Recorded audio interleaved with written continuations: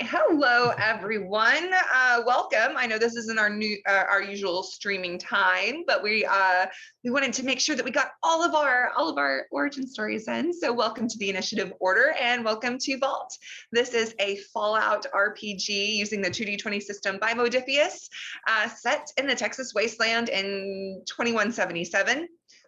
Normally, but right now we're doing a special series of one-shot origin stories, flashbacks of all of these characters that have been with us through this entire campaign. 1 year anniversary yesterday since we started this campaign, but it's giving you insight. Yeah, I know, we've been playing for 1 year, dude. I love it. Yeah, so, but it's giving insight to all of these characters' wonderful backstories, and we've got our final one for you tonight. I'm the final? Yes, you're the final one. So yeah, I know, I'm excited. And then we start back up. My name is April Hill. You can find me at stiletto_assassin on Instagram and stiletto DM on Twitter. And of course, here every Monday night where we play Vault, playing around in the wasteland and doing fun stuff, and emotional stuff sometimes. But yeah, so let's meet tonight. Sometimes. Yes, sometimes. Cheers last night. I feel bad. Yeah. But let's meet our wonderful players that we have tonight. Of course, we have Tipper, who this is from backstory. So Alicia, Marie, let us know about all your stuff and whatnot. Okay, everybody, as April was saying, I am Tipper, and this is my humanoid android character that I've been playing in this campaign for a year now. My socials are at Alicia Marie Body. And that's where I have all my madness, game playing, costumes. I'm a professional costume artist and stylist, so I do a lot of stuff in that space. It makes me really happy, as does RPG games in general.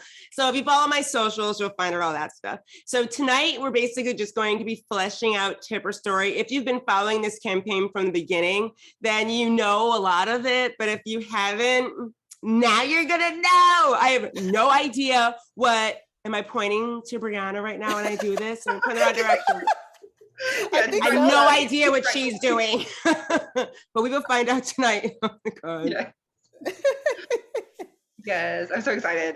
Yeah, because if you're familiar with the 2D20 system, you know that that the synth is not currently a playable race. So we're doing a little bit of homebrewy fun stuff with Alicia's character. So it's been wonderful. It's been so much fun. She got the honor of everybody. She got the honor to be the first synth, playable synth in the whole 2D20 system. So it's pretty cool. Yeah.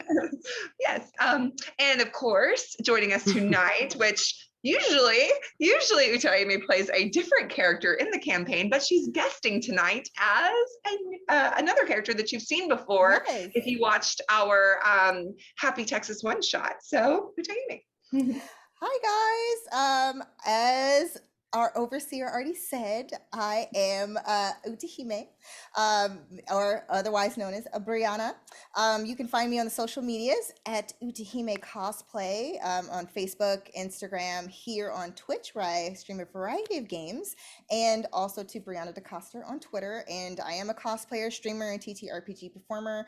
And of course, you guys already know my other character, Ash, Super Mutant, very, very different from the character I will be portraying today, which is Stella, or as everyone in the Wasteland probably knows her as, Miss Handy Unit 57311A.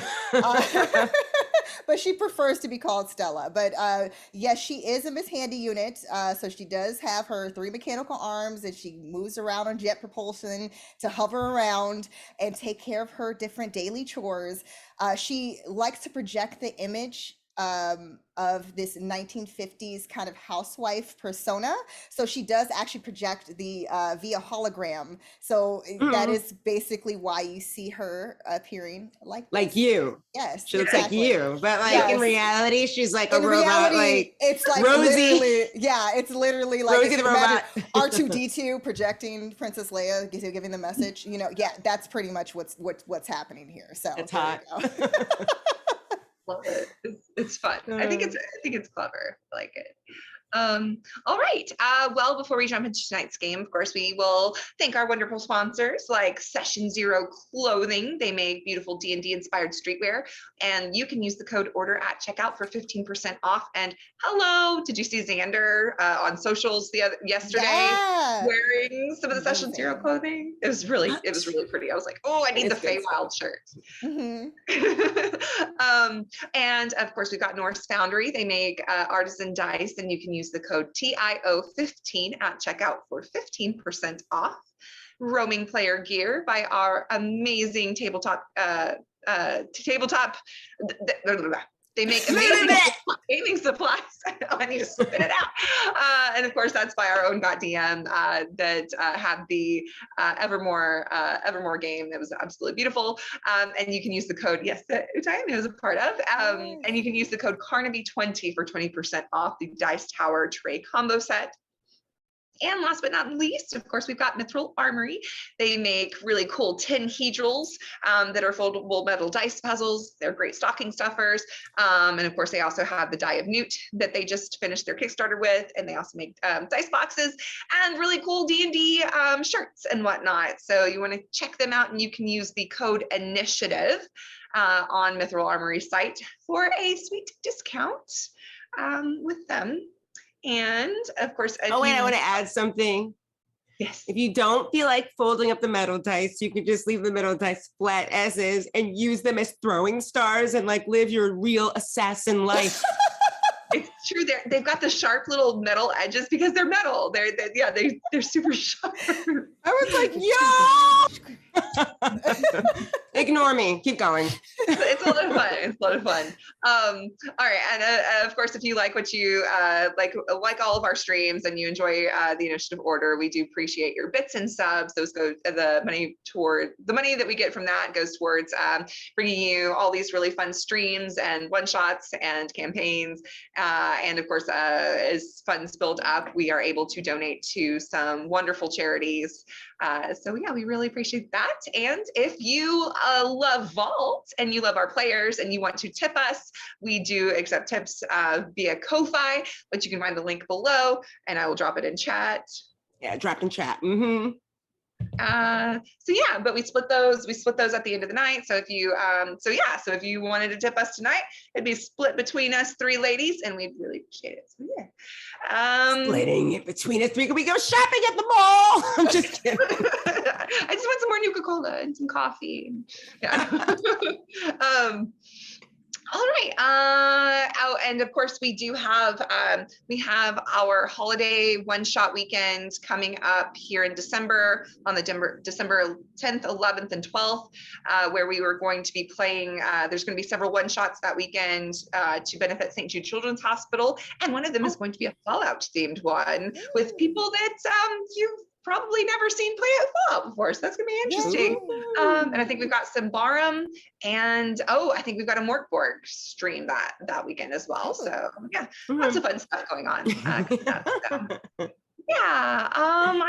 Any more announcements that anyone else can think of? Anything else special? No. Anything special? Anything? When do we come back from the origin stories to the full campaign again? Okay, so the plan is, next Monday, we will not be back for Vault on next Monday. Instead, we have an Overseers one shot over on Weave the Tale with a lot of the Overseers that stream Fallout everywhere. So that's gonna be on Weave the Tale. So yeah, everybody that streams, a lot of the Overseers that stream Fallout, we're all gonna be getting together for one shot on the 22nd, and we should be back for Vault on the 29th. Tentatively, we have to look at some scheduling stuff, but watch our socials and join the Discord just in case we think we change things up. But yeah, tear the place up. All right, I think that's about it. So everybody grab a drink, grab something to snuggle, and everybody get a little wasted.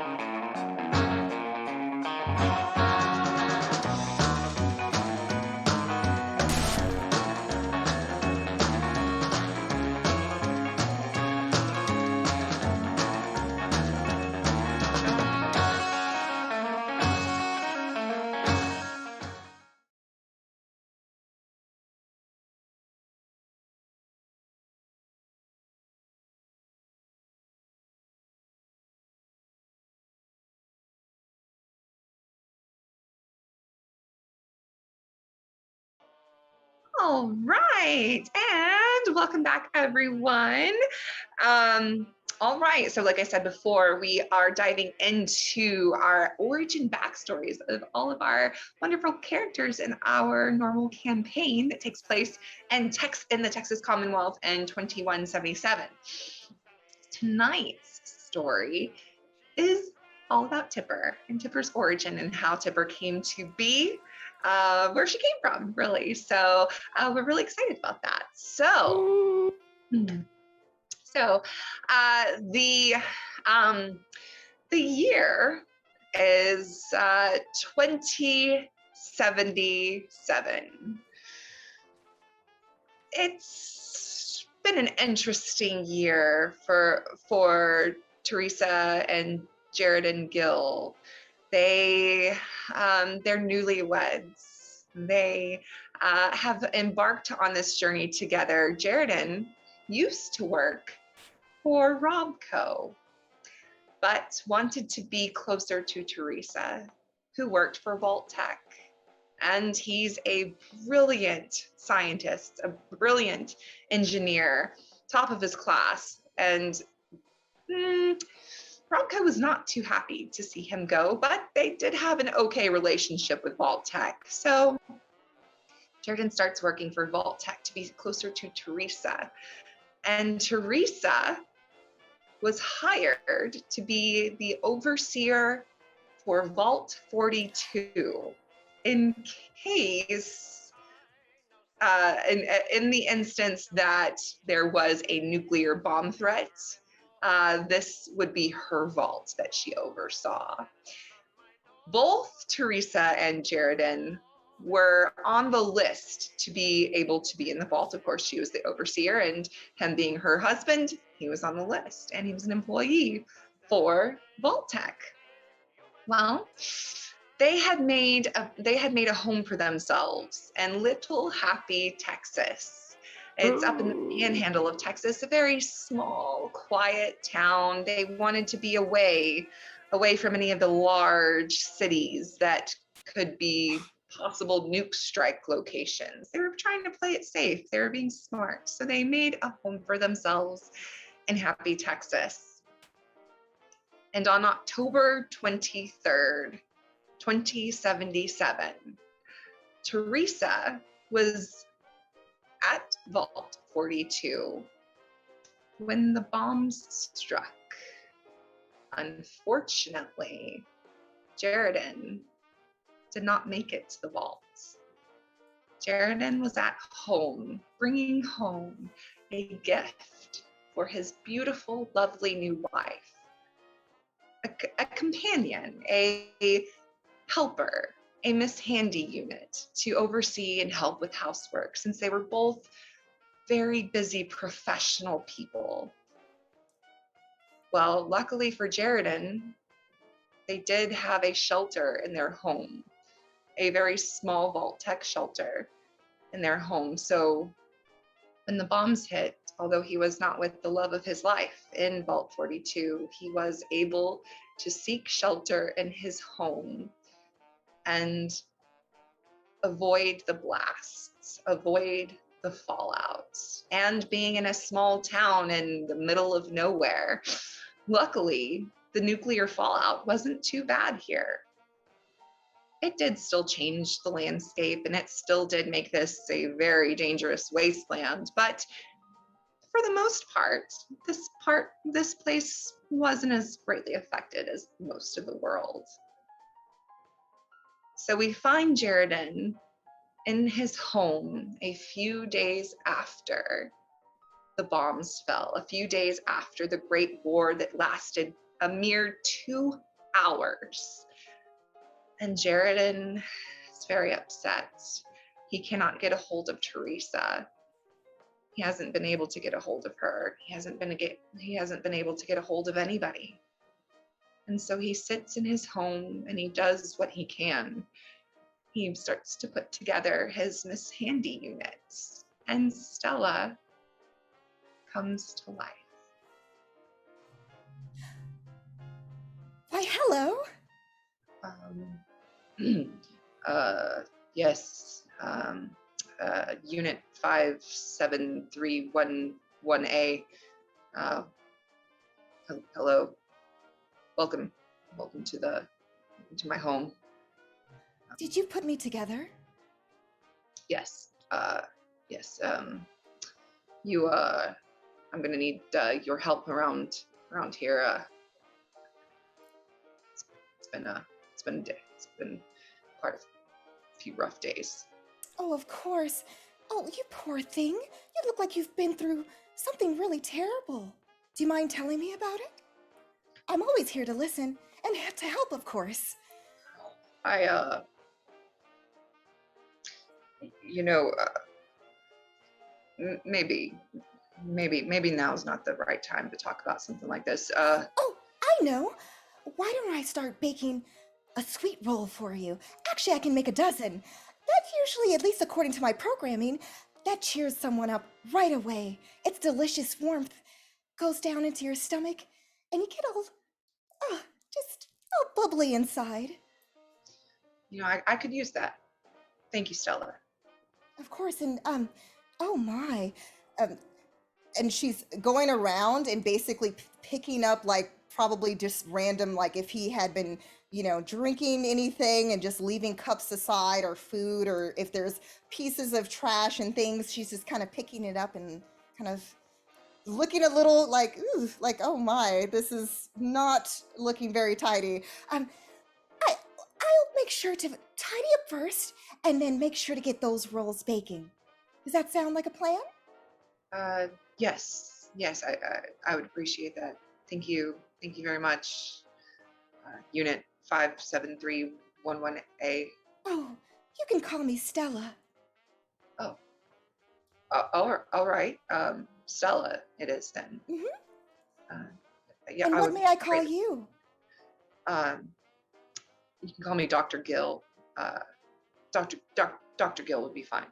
That's too formal, especially with how close we are. I'll call you darling.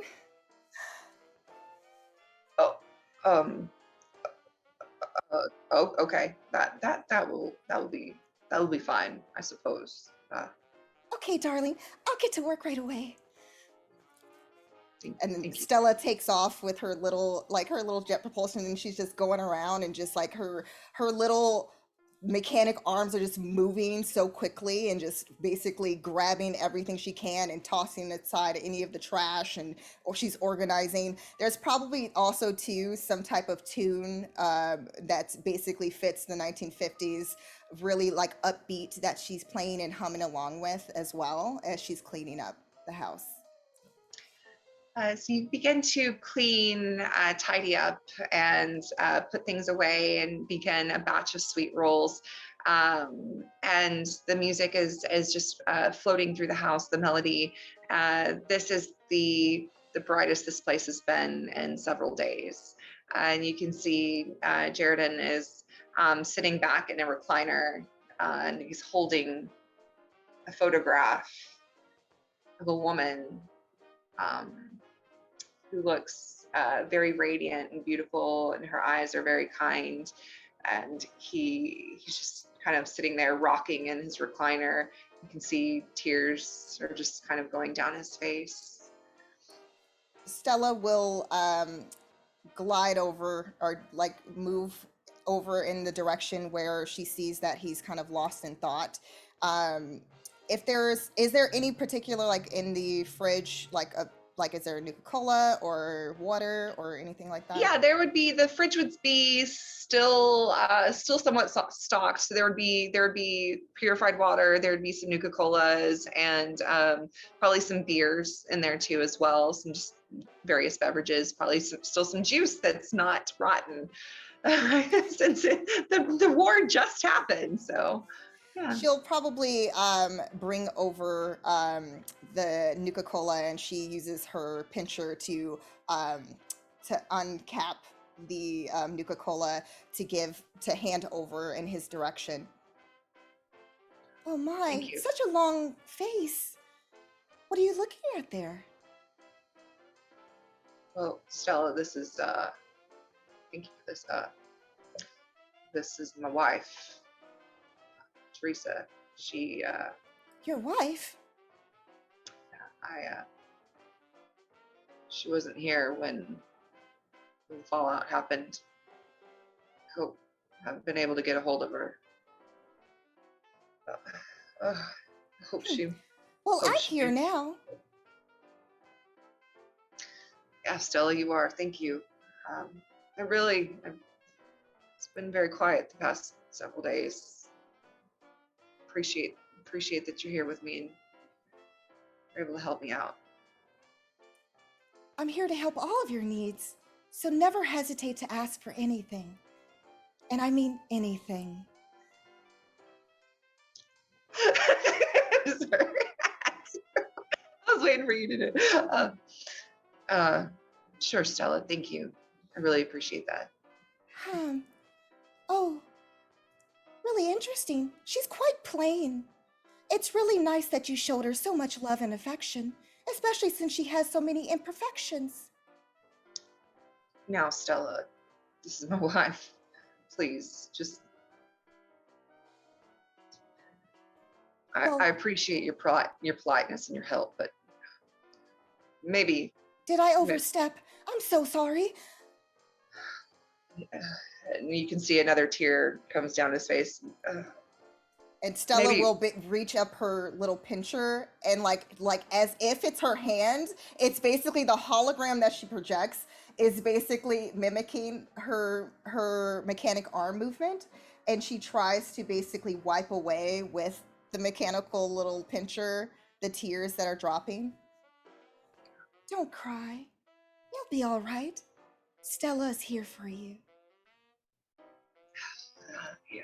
Thanks. Thank you, Stella. Thank you. Oh, I think the rolls might be ready. And then she goes over, like instantly goes over to where the oven is to try to check on the rolls to see if they're ready. Yes, they would be ready and absolutely delectable, baked perfectly. Your unit has been programmed to be a perfect house companion in every way, in every sense of the form, sense of the word. Yeah. And they, of course, Jaredon is thankful, and several weeks go by. And you and Jaredon get closer, and he becomes more accustomed to you being around the house. His sorrow turns into more of, instead of sorrow and sadness, it turns more into a driven purpose. He leaves the house. He leaves the house often, going out in a full hazmat suit to try to look for people and search for things. And he's gone for several hours at a time, but he always comes back. And in one trip, he tells you that he's going to be gone probably a little bit longer this time, to not wait around for him that day. He might be back in a couple of days. And when he finally does come back, he looks very defeated. He looks very upset. And he comes in fucking. Oh, language, honey. Darling, watch your language, please. It was almost a direct hit where the fault was. I can't get to it. I can't get to where my wife is. Oh, is that where you were? You put yourself in danger over that individual? Still, she's all that I had. Not anymore. I'm here all the time. I'm making sure that the house is clean and that you're fed and taken care of. Isn't that enough? Still, I don't understand. You've been a great comfort to me these past. Should I change what I'm wearing? My programming says that this is exactly the way that you wanted me to be portrayed. Stella, it's not you. It's not you. I made vows to this woman that we were planning our life. We were wanting to start a family. And I don't even know if she's alive. There were so many dead people out there, Stella. And I couldn't get to the vault to even check on her to see if she was alive. Oh, here. And Stella's going to kind of help him in from the door. Is he still with his hazmat suit? He was taking everything off as he came in. Okay, so she's kind of doing the whole thing where it's like almost as if the housewife who puts the jacket over the arm and tries to like hang it up. She's basically taking those things and trying to kind of usher him into the house to take a rest. I'm gonna go down into the basement, into the bunker for a bit. Stella, would you mind decontaminating the suit for me while I Of course. Would you like rat stack stew or deathclaw steak? I know those are two of your favorites. Yeah, the rad stag. Yeah, the stew, that'd be good. The meat is pretty fresh. I killed one the other day. And I made sure to slice everything up just the way you'd like. Stella, I don't want you going out there and fighting stuff. Well, if it's for you, I don't mind doing it. You're my darling. I'd do anything for you. Stella, just please be careful. Don't be going out there without me, okay? I don't want to be alone. I don't want to be alone anymore. Just please. You'll never be alone again. I promise.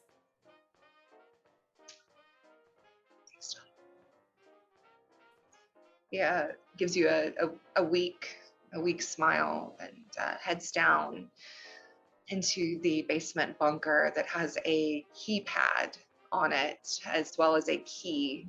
It's very secure to try to get into this bunker, where he also has a makeshift lab and work station set up in there, where he builds things and conducts experiments and does his research. And while he usually doesn't let you down in there, Stella, unless he needs help tidying up or help lighting something, since you have your little lighter and whatnot.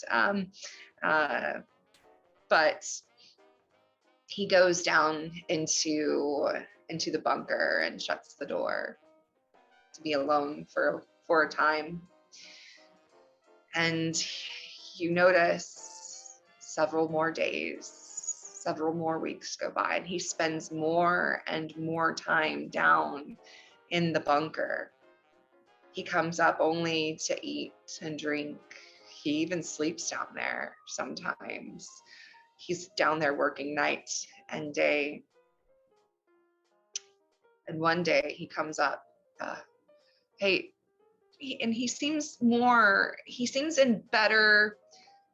in a better mood than you've seen him in quite some time. But he comes out, hey Estella, can you come down here for a moment? I want you to see something. I need your help with something. Do you really mean it? You want me to go down into your special lab? Yeah. I need your help with something, and I would appreciate it if you could come down here. Right away. Would you like any snacks or a special drink? Well, I can prepare anything. No food or drinks. I don't want to risk spilling or anything like that. But yeah, if you'll of course. And you go down you go down into the bunker, and you can see that there is a large table set out in the middle of it, and there are papers strewn everywhere. There are books open to various pages, and all these different books and notes. And there on the table is almost a skull. It almost looks like a human skull made out of maybe some kind of a very sturdy plastic, a very durable plastic or metal. You can't quite tell. And it almost seems like there's a brain stem coming from it. But it is propped up, and it has eyes, some kind of eyes, but no eyelids. There's no skin or anything on it. It's basically just the beginnings of something. Oh, it's quite a mess down here. You shouldn't have let me just clean upstairs. This needs to be tidied as well. Should I do that now? No. No, don't touch anything. I have everything out where I need it and open. I'm on to something. I think. Does it have something to do with that thing over there? And Stella's pointing with her arm over in that direction. Yes, and you can see he kind of lights up, and he looks very excited, almost. Come over. I want to. I needed you down here with me. I didn't want to be alone, just in case. I just wanted to see. I just wanted to be close to you too. I was fairly lonely upstairs. You spent so much time down here. I really was concerned for your well-being. No one should be locked away in this squalor for that period of time by themselves. It does something to the brain, I'm sure. Not positive. Well, that very well may be, Stella, but just let me show you. And he goes over to the head with this brainstem, and he fiddles around with something in the back that's and it's got wires coming out of the back of this skull, hooked up to a computer monitor.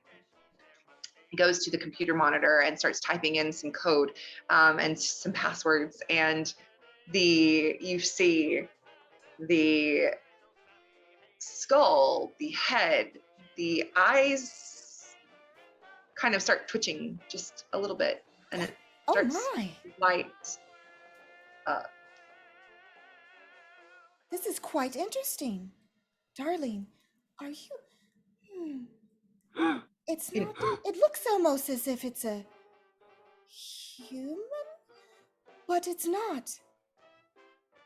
Is it closer to me? Can you hear us? Are you? And Tipper's literally, her eyes are just like looking back and forth, really around, like just spinning around in the skull really fast. And then all of a sudden they focus right on Stella. And then the eyes focus on Jaredin. And then she lets out this blood-curdling scream and falls off the table onto the floor with this big clang of metal and whatever other noise. Oh no!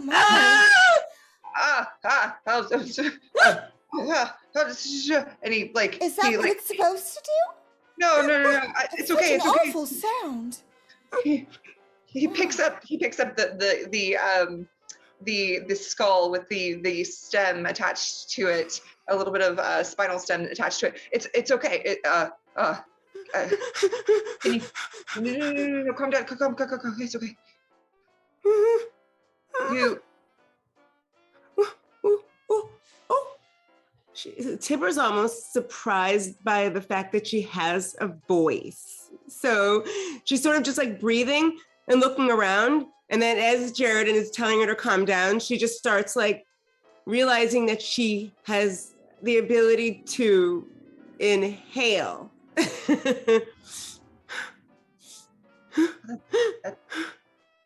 very Interesting. Hmm?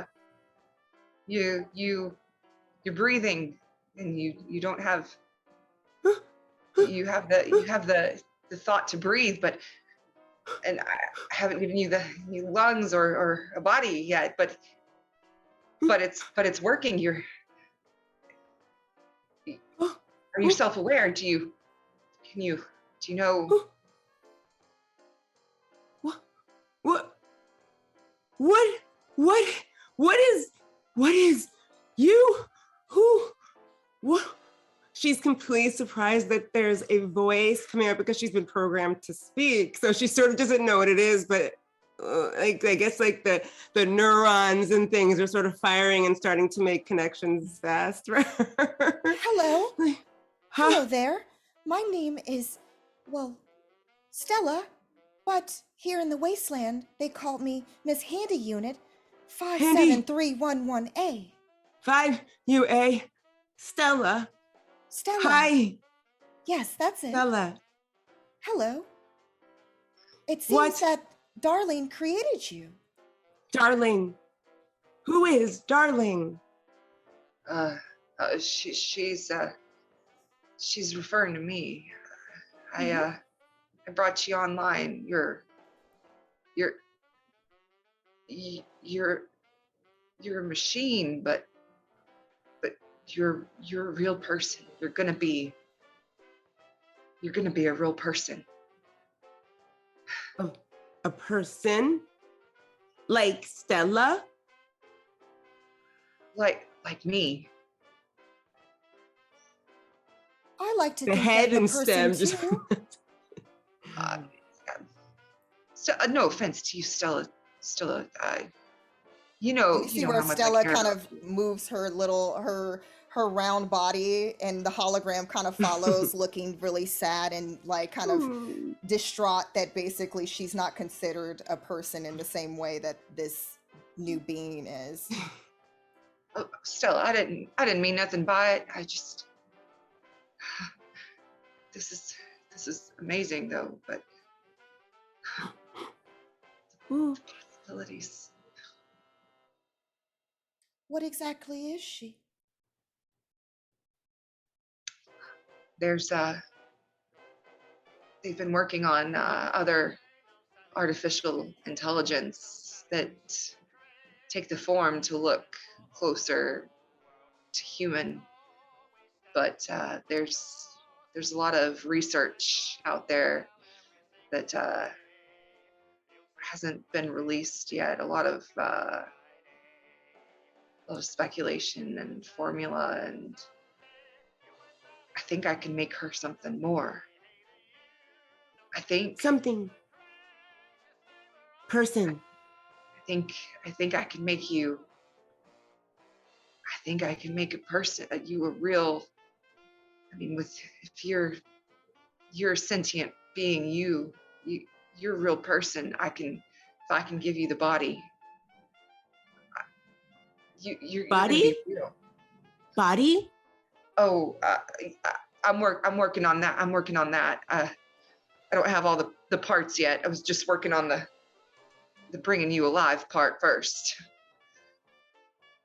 Stella looks down at her it's like her hologram self, but it's almost like for a split second the hologram kind of fades away, and it's like her actual form kind of looks at itself, and she kind of closes her arms around herself, almost like she's hugging herself.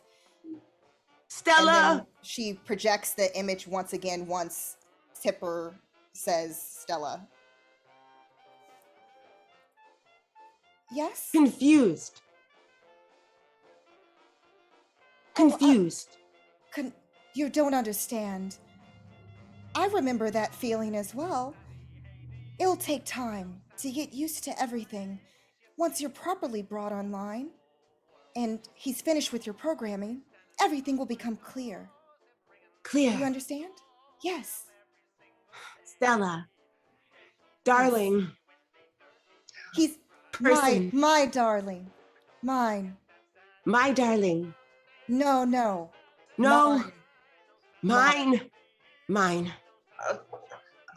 Let's not confuse her too much, Stella. I mean, she's just come online. She's new. All right, if you say so, darling. Well, you are quite brilliant, darling, to even have thought of something like this. Do you think it's possible once you finish with... Does it have a name?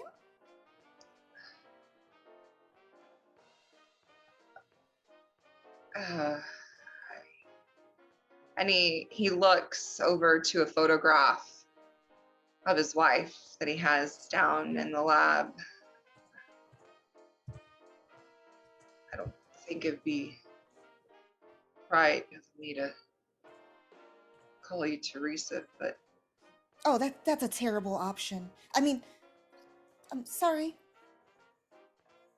Maybe something similar.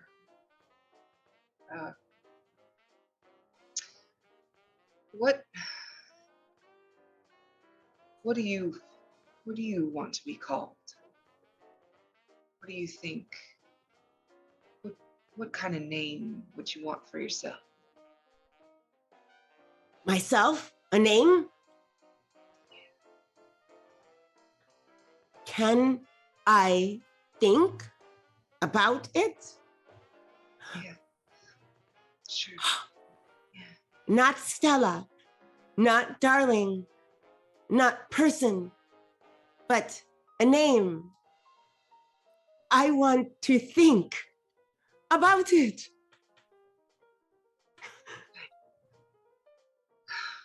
So do you think that then I could have a body as well? That way we can be closer. Oh, Stella,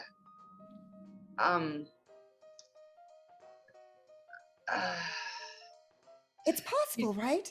You're a genius after all. I'm sure that once you figure it out and you get everything down and everything programmed correctly and she's functional, then you can work on the superior model, me. yeah, Stella, maybe we'll see. I can help you though. I'm quite handy, as you already have seen. I can fix a lot of things around the house. I'm sure I can help you fix this new person. Yeah. Okay. All right. Yeah, we can. The work would go much faster if you were helping me. All right. I'm all set. I can adjust my programming. All right. Let's see. All right. What shall we start on first? Are we working on the well- cerebral connection, or are we working on something else? I might. I don't know if we should have put.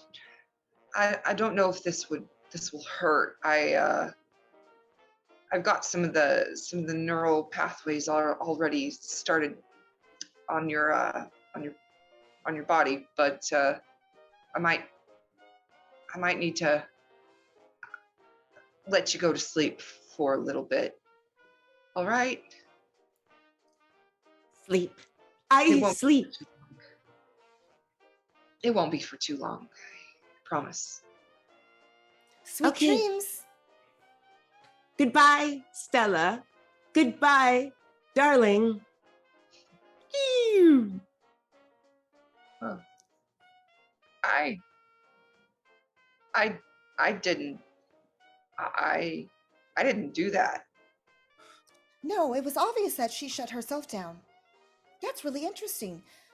Usually I need your assistance for something like that. That's quite marvelous. It's an automatic shut-off system. Yeah. Wow. This is more fantastic than I could have imagined. All right, Stella. Let's get to work. Let's. And he does have several different parts that start that you can the two of you start to construct some sort of a skeletal, oh my gosh, I can't talk right now, a skeletal system with steel, like titanium rods, and you're able to construct somewhat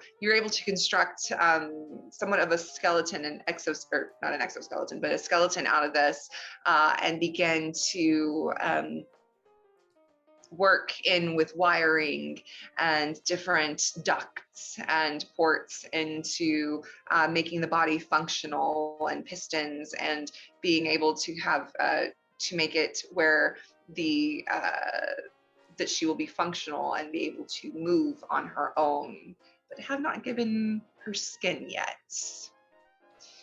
This takes several more weeks, possibly even a few more months. But after getting the skeleton in and working toward it,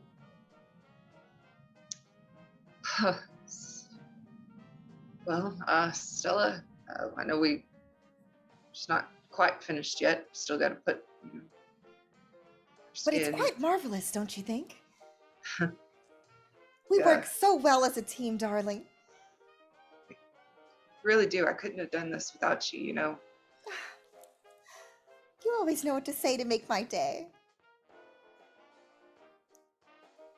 It seems Well- like you're in much better spirits than you had been.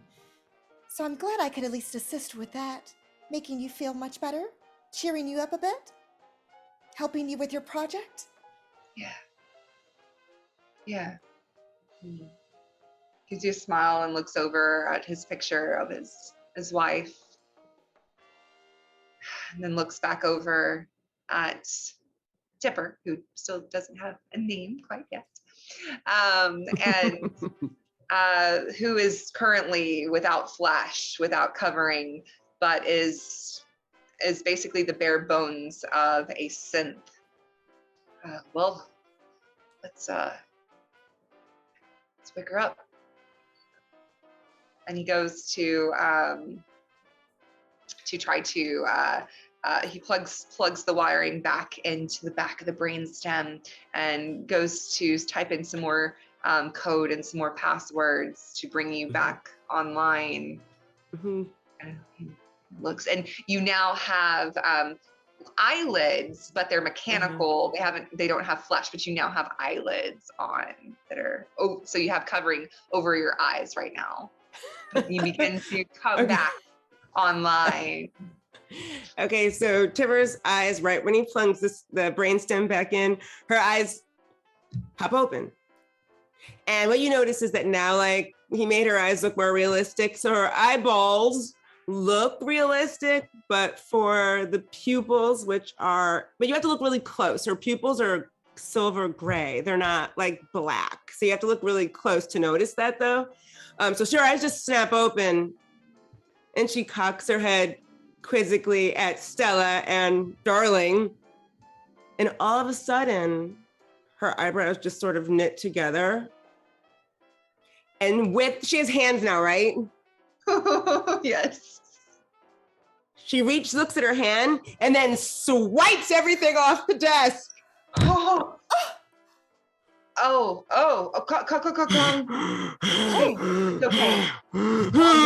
No! It's me. Remember. Remember where you are.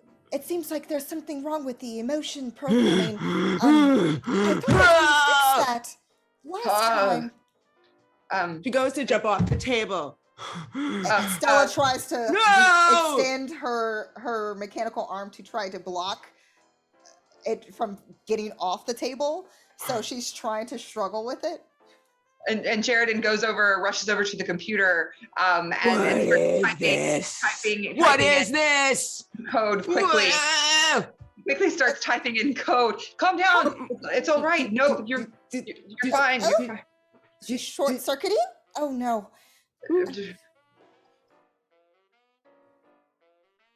Stella, darling. And Tipper sits back on the table and looks at like the shreds of like the room. Were you playing games here? Mhm. Yeah. Oh, did you? We How um, interesting.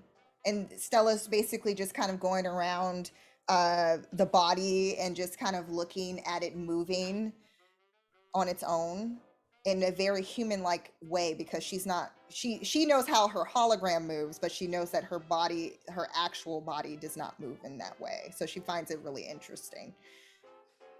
I've noticed in my positronic brain that I've been equipped with superior strength and new emotions.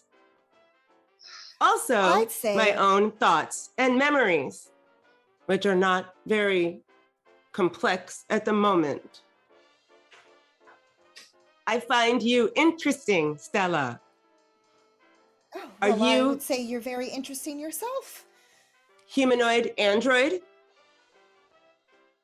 And you see where Stella kind of starts to look a little downtrodden. Well, I'm something along those lines, I guess. Miss Handy Unit. 57311A. 57311A, Generation 3. Miss Handy Unit. Created by one well, Dr. Name redacted. Dr. Jared and Gil. Jared and Gil. Processed. What are we doing here? Well, we're I'm creating you.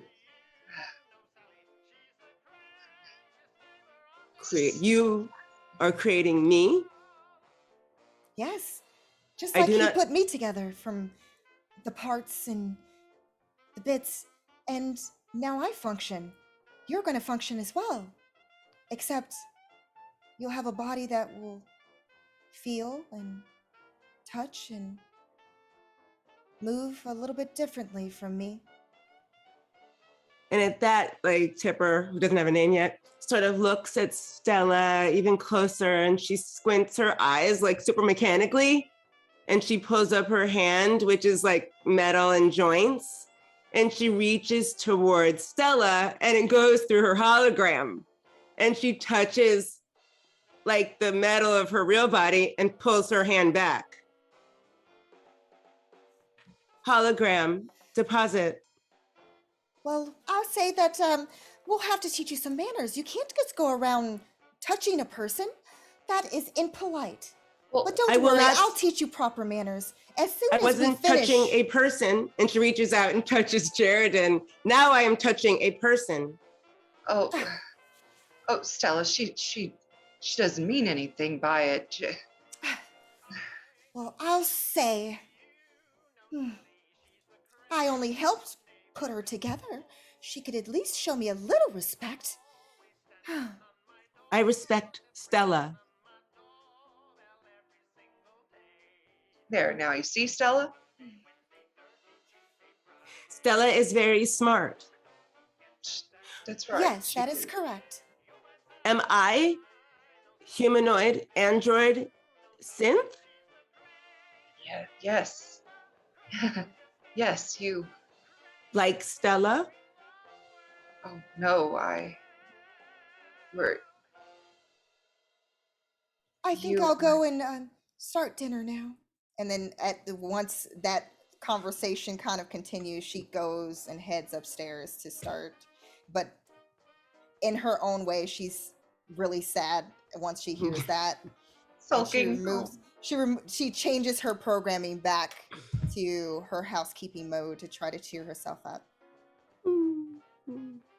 I can't help it that he didn't make me the same way. He was sulking all this time over this person. And then she tosses like a picture frame that's on one of the tables. She didn't even stay with him. Not the way that I have.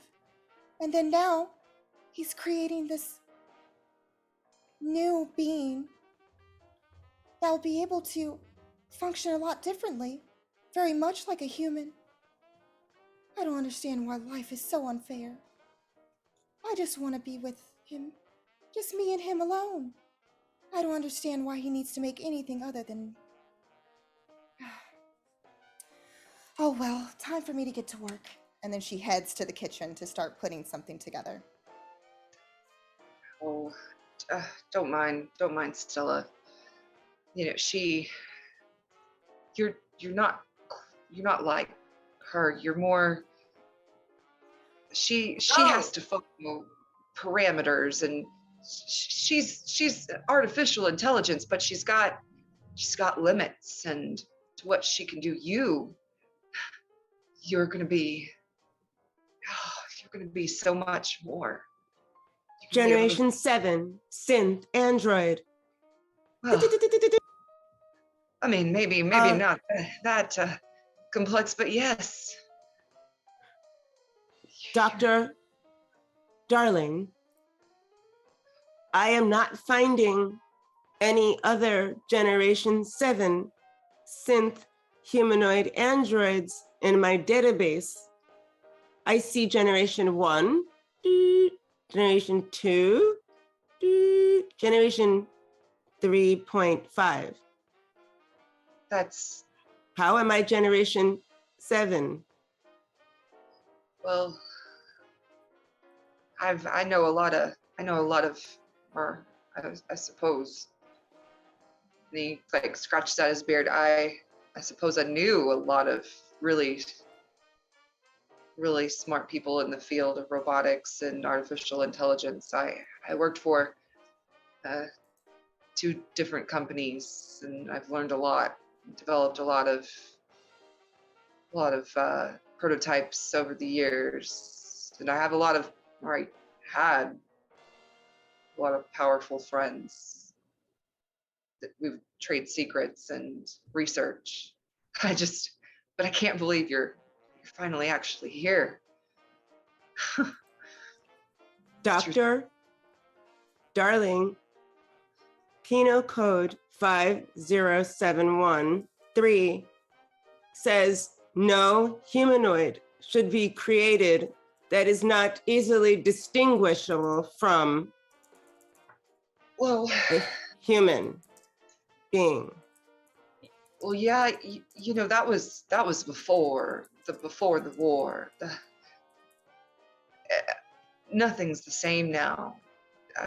Everything's changed. That rule doesn't apply to anything anymore. Anymore? This world used to be a lot different before you were brought online, before you were created. It's a very different place. The world.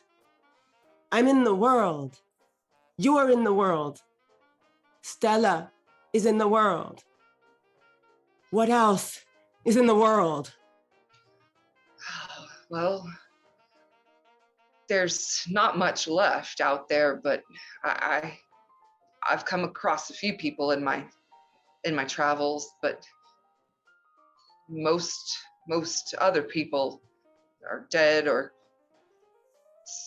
I've ran across a few people that they've turned into something else and they can't think for themselves anymore, but nothing quite like you. You're special. You're unique.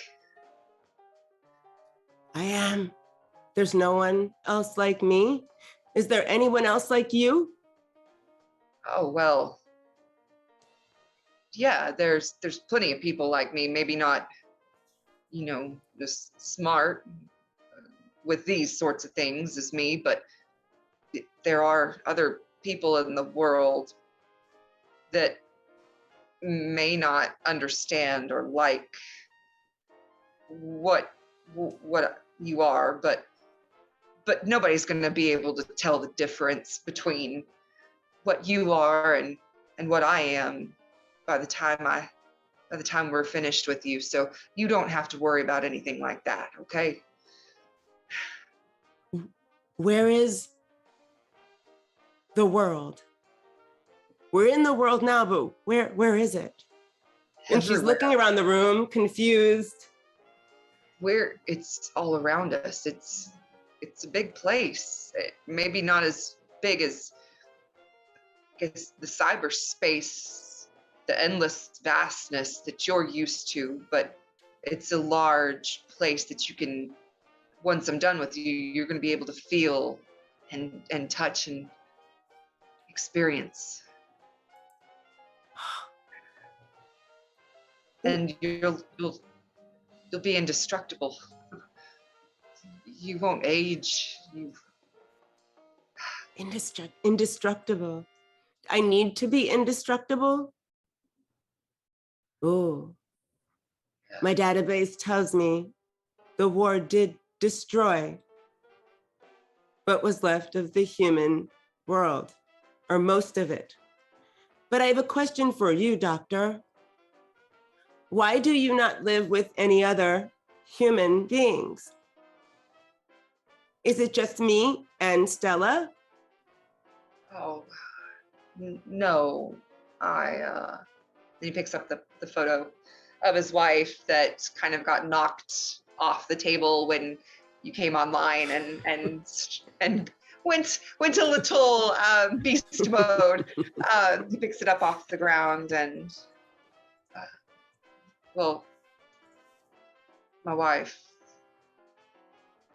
Teresa, she used to live here too, but when the war happened, she wasn't here. Where did she go? Where did she go? Well, I'm not sure if she made it or not. I don't know if she's safe. We got separated, and haven't been able to find her. Haven't heard from her. So, but you know, she was Are you very- in danger? No, oh, well, if I go out, there's all kinds of dangers out there right now. Things that weren't like they were before, turning into new things. But we're safe here. We made a home here out in the middle of nowhere for a reason. We're safe here. We're safe here. You, me, and Stella. We're safe here. Yeah. Okay. Who's ready for some Mole Rat Wonder meat dip? And then Stella's gonna come down, and she's carrying basically this, like what she has as her spread with crackers, basically her specialty for like a afternoon snack. So she has everything presented like almost as if it's like a cooking magazine, but like obviously it's the wasteland, so it's not the best, but better than most. So she presents that. Well, I guess technically you're unable to taste, but please, darling, tell me how it is. Thank you. I know you normally enjoy this as your afternoon snack. Yeah. Yeah. Thank you, Stella. And he takes some from you and takes a couple bites. I've been working on some plans here, and he takes out his notebook. You might. I don't have all of the hardware. I don't have everything I need, but someday you're gonna be able to eat. Oh, Eat. one moment. And then so she sets down the platter on one of the tables. Let me switch my programming. One moment, please. And then she's going to look through the Stella is paperwork. consistently scaring Tim. to do something about your responses. They would be quite shocking to, say, some other individual who's not aware that you are what you are. We have to work on that. Oh, She's new to the world. You can't fault her for that. oh, I no, of heard her course. voice before I saw her. Oh, that happens. So you mean that even my unit could also taste what I cook as well? What did you cook? Cook? Oh, well, in this situation, I put together the Mole Rat Wonder Meat Dip. Except I call it Stella's Mole Rat Wonder Meat Dip. It's quite delicious. Well, I'm pretty sure, at least Darling always says that my cooking is top notch. I don't believe that he's a liar. And I also too have sensors for that, so I can determine if he's lying to me at any given time. Anyway. It's true. She was programmed to be an excellent cook. She's it really is wonders what she can do with what little supplies we have out here nowadays. So. And don't worry, darling, I did find these mole rats close to the house, so I didn't wander off too far. Even though I really would love permission to go a little bit further. I heard that there's a death claw that's not too far from here. If I could just have a second and to take that thing down, then I can make some delicious steak. Imagine. Death claw? Oh. Human predator. Predator. I'm sorry, I forgot that we did not discuss the outside creatures, some of which are dangerous. Outside the world. Oh dear. My apologies. I'm so sorry. Forget I said anything at all. Anyway, these test sensors. So, meaning that I would have a nervous system as well, and a digestive system. Oh yeah, Stella. We'll get to that eventually. Yeah. Oh, okay. Do you promise that I'll end up like... I don't believe it has a name yet. Did you decide on a name? No, I don't know my name yet. Is that okay? Well, certainly. Come. I think names are supposed to have meaning. So I figure my name will tell me what it is soon. Is that okay? Yeah. Why did you program me like that, Dr. Darling? Because I want you to be as close to human as you can be. I want you to have your own thoughts, feelings, and experiences.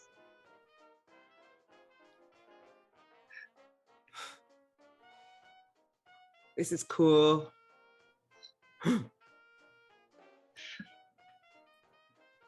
It seems like you're learning the lingo through your programming.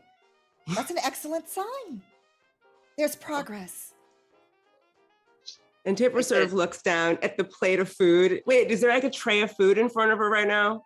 It's like is that right what you're? next, yeah. What is it? It's basically it's a mole rat meat dip. So imagine that the meat is made with this. It probably looks a little bit different from a typical dip. Ceviche, maybe almost. Yeah, it's like almost like that, like a ceviche texture. Okay. But it's seasoned well. So it's definitely more appetizing. It's seasoned as best as possible. Yeah, it's seasoned. Okay. And wait, did the doctor eat any? He ate it. He ate some, yes. Right? Okay. Okay. Sort of. That's when Tipper, while Stella is talking, Tipper sort of just kicks her hand up and like just basically sticks her hand like right in the dish. What do I do now? And then Stella's gonna reach for like basically if there's like a some type of cloth and basically wipe wipe not Tipper yet. Wipe her hands. Not Chipper. Why Not not Tipper. Chipper? Hashtag not Tipper. Like oh, you're gonna get dirty. You can't just stick your finger into things. We'll explain again. We'll put you through Stella's. Oh, it's so exciting. Stella's special manners school. I'm so excited. You'll be my first student. I'll teach you everything there is to know about proper manners. And especially table manners. They're most important. And when you're entertaining guests. We haven't had any guests yet, but I guess you'll be our first, technically, when Guests? you're functioning properly. Yes. Yeah. Excited Oh. student. More This is than a exciting. guest. So, she's family now. We won't have any guests. Oh, I thought I was your only family now. No, well, she's a member of our family now. Family. Oh, I see. Family has a very warm feeling. Is family supposed to have a warm feeling? You're feeling that, yeah? Yes. You're sensing that. That's I feel a warm feeling too. You are? Yeah. It's because you are family, Stella. Do you need more jet fuel, Stella? Do you need me to? No, I think my jet fuel at the moment, the levels are quite Low key high. diss. Do you need me to plug you in? Are you overheating like a water tank stove? Sorry. Anymore, Rude. I might boil over. So we shouldn't add any more. Okay. No. Okay.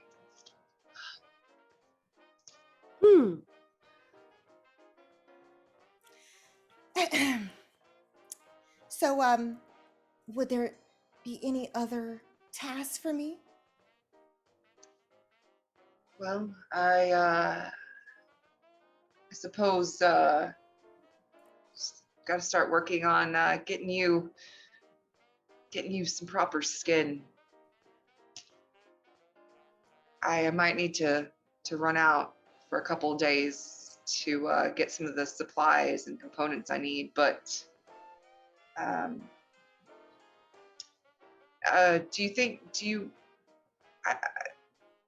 he kind of looks over at you, looking at your hands, examining your hands. Would you prefer to go back to sleep for a while I'm gone, or would you like to stay awake? And I have approximately 13.721 and 14 seconds left to charge. So I can stay awake. okay. I'm going to access more of my programming so that I can learn more about the world and skin. Right.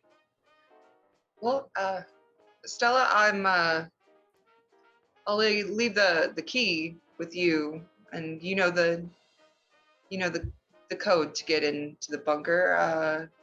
But Of course. you'll help me pack up some supplies. Yes, and like we'll I need to said, pack more than usual because last time you came back and you looked so gaunt and thinner than usual. Well, You I also won't. too looked exhausted. So please make sure to get proper sleep this time. I'll try. But I'm always so worried when you leave, especially for days. I don't know what I would do if something happened to you. I'll be all right. But you be sure to look after her, okay, and take care of her while I'm gone. Like I said, there's a couple places I have an idea I might be able to scavenge off of, a couple high schools around here, and college just not too far away that might have some things that I need. So it'll be fine. All right, if you say so. I'll miss you. I'll miss you. And then you see where Stella kind of looks like kind of side eyes. I'll miss y'all too. I'll miss you the most. All right, then let's go get the supplies together. Okay. Changing programming now. Okay, you help pack up some supplies. Tipper, you are you're not plugged into the computer or anything. Okay. You're able to walk freely about the house, but he has instructed the two of you to stay put, to stay safe. That he will be back in just a few days with the supplies needed. Okay. He leaves early the next morning and tells you both goodbye, and again goes over the rules of not leaving the house just to be safe. And he sets out for supplies. Bye, darling. I'll be back soon. You see him. He dons his hazmat suit and starts walking out into the wasteland. And you see where Stella, almost as if she's pretending that there's actual tears, she's like drying off her fake tears. I don't think I'll ever get used to him leaving like that. I'll never get used to him leaving like that. Where'd he go? Well, he went to retrieve some items to finish your body. My body's not finished? Oh, no, dear. You're not even close to being finished yet. But don't worry. My darling's brilliant. You will be perfection. That is until he creates my body, and then I will be superior.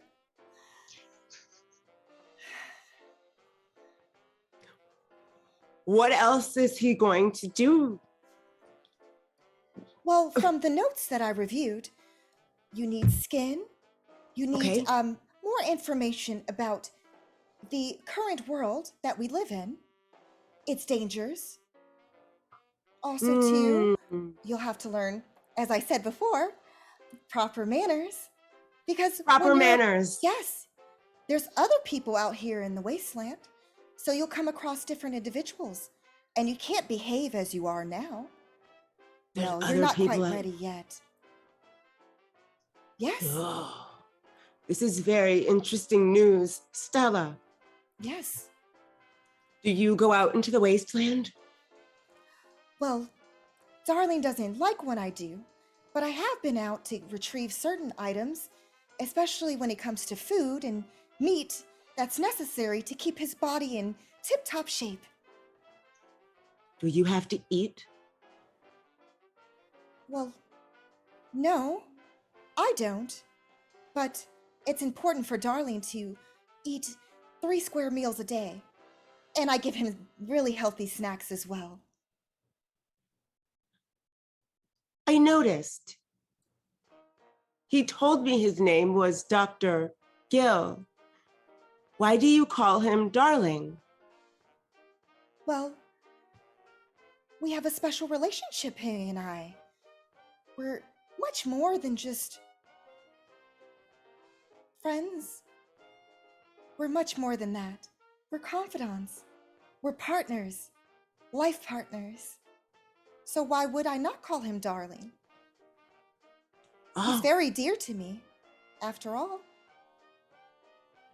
your family, but Yes, you're a confidant. yes, meaning we talk about everything.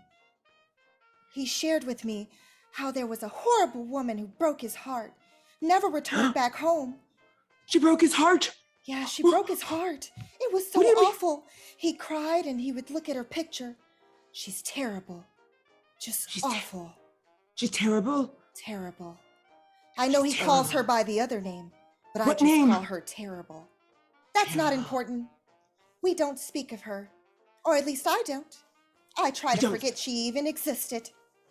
She doesn't deserve my darling. Is she dangerous? I'd say. Lord knows where she's been gallivanting.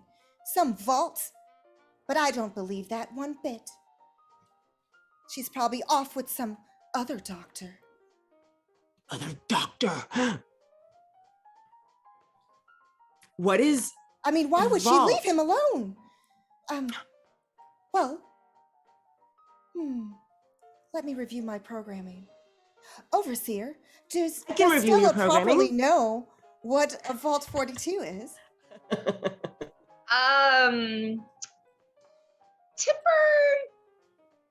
Tipper didn't have that information. Tipper didn't know what vaults or anything like that. So I would say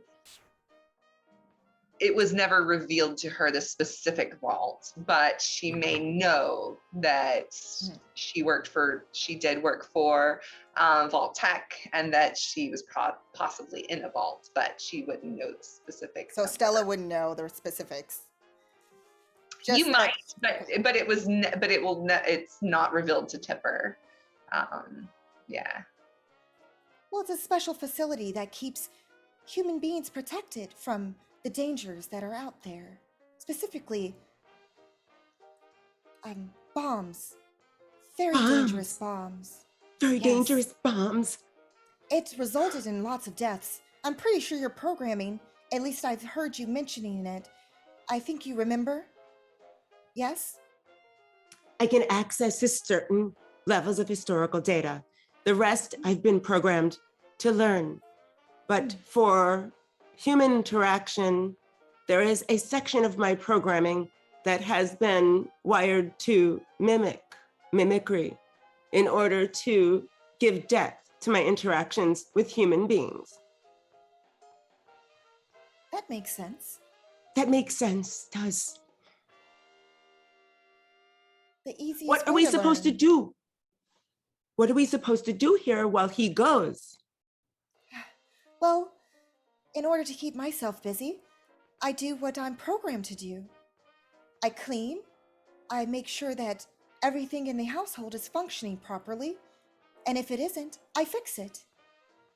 I don't have to cook, but I do try to calculate when Darling will be returning, so that way I can make sure to stock everything properly, so then we can prepare meals for him when he returns. Stella, Yes. what am I programmed to do? Well, your programming isn't completed, as I mentioned before. I believe you are supposed to be functioning similar to a human eventually, which means you'll be able to do a lot of different things, possibly even go against your programming, unlike myself. What do humans do besides make other androids? Why don't they make copies of themselves? Wait a Well- minute. They do make copies of themselves.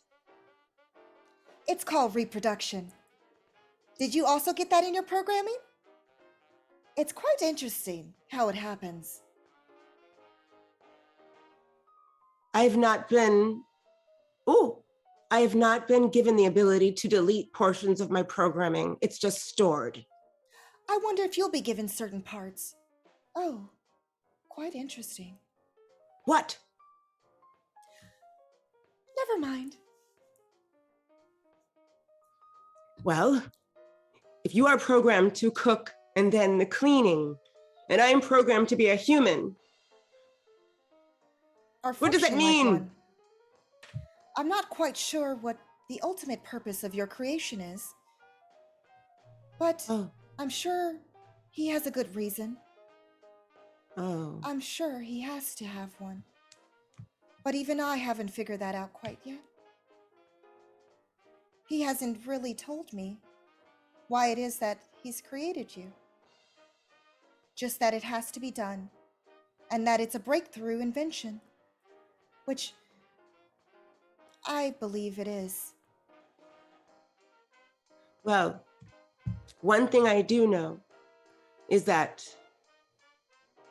well, the doctor, darling, did say that the laws have changed and that my creation is lawful. However, accessing the database, I don't find such law changes. I find that I am illegal, unlawful, and that he could get into trouble for creating me. Well, I'll definitely make sure that he stays protected. He's a genius.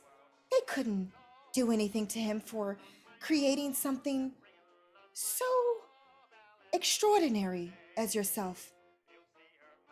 And then I'll be even better, and I'll be extra extraordinary. It's going to be amazing. Everyone will see his genius, see his brilliance, understand that he's creating a new race, a superior one. One that doesn't age, one that can't be hurt by things like bombs and death claws and other harmful creatures. Death claws and other harmful creatures. Even weapons. I'm sure that's why he's really making sure that you're, how do I say, indestructible? He has given me superhuman strength in that I have the ability to process information faster than a human once presented to me, but I also have the strength of 14 men. Well, I like to believe that I have the strength of 17 men. Shall we test this theory and see who comes out as the winner? Yes. Can we do feats of strength here in the world, in this house? One in particular that the humans love to do. It's called arm wrestling. Oh no. Would you like to arm wrestle? I'd love to arm wrestle. Yes. How do we arm wrestle? Well, let me do something really quickly.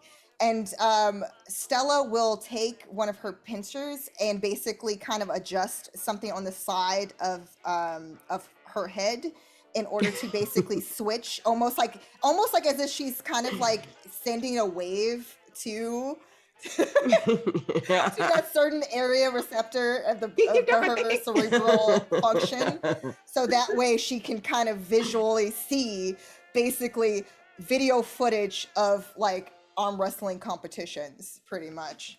That's so funny.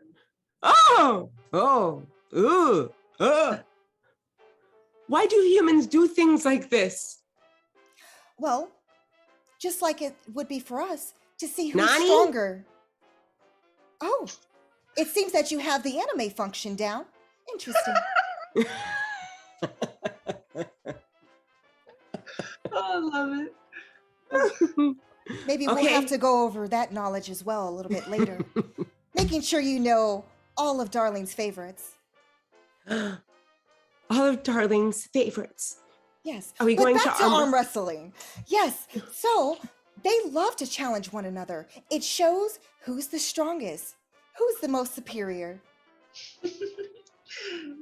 Go ahead. Roll 2d20. Since this is roll 2? Yeah, 2d20s, and since and it's going to be your athletics and strength. So whatever your athletics and strength are. Woohoo! So is it rolling lower then or rolling higher then? You want whatever your strength plus your athletics is, that's your target number, and you want to roll at or below that. And since Stella is initiating the PvP. So stupid. One, you cannot, since it's PvP, you cannot use action points since it's Okay. player Okay. versus player. Two, since Stella's initiating it, it will be, your difficulty rating will be based off of Stella's successes. So Stella, how many successes did you get? Okay.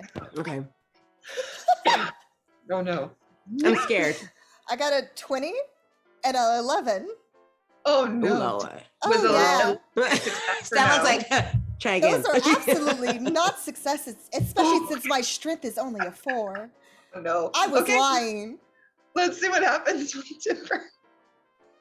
Okay, so roll your 2d20. So your difficulty is a 0. Oh my God.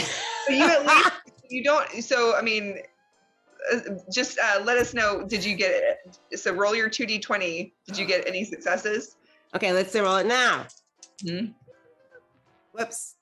A 3 and a 19, so 1 success.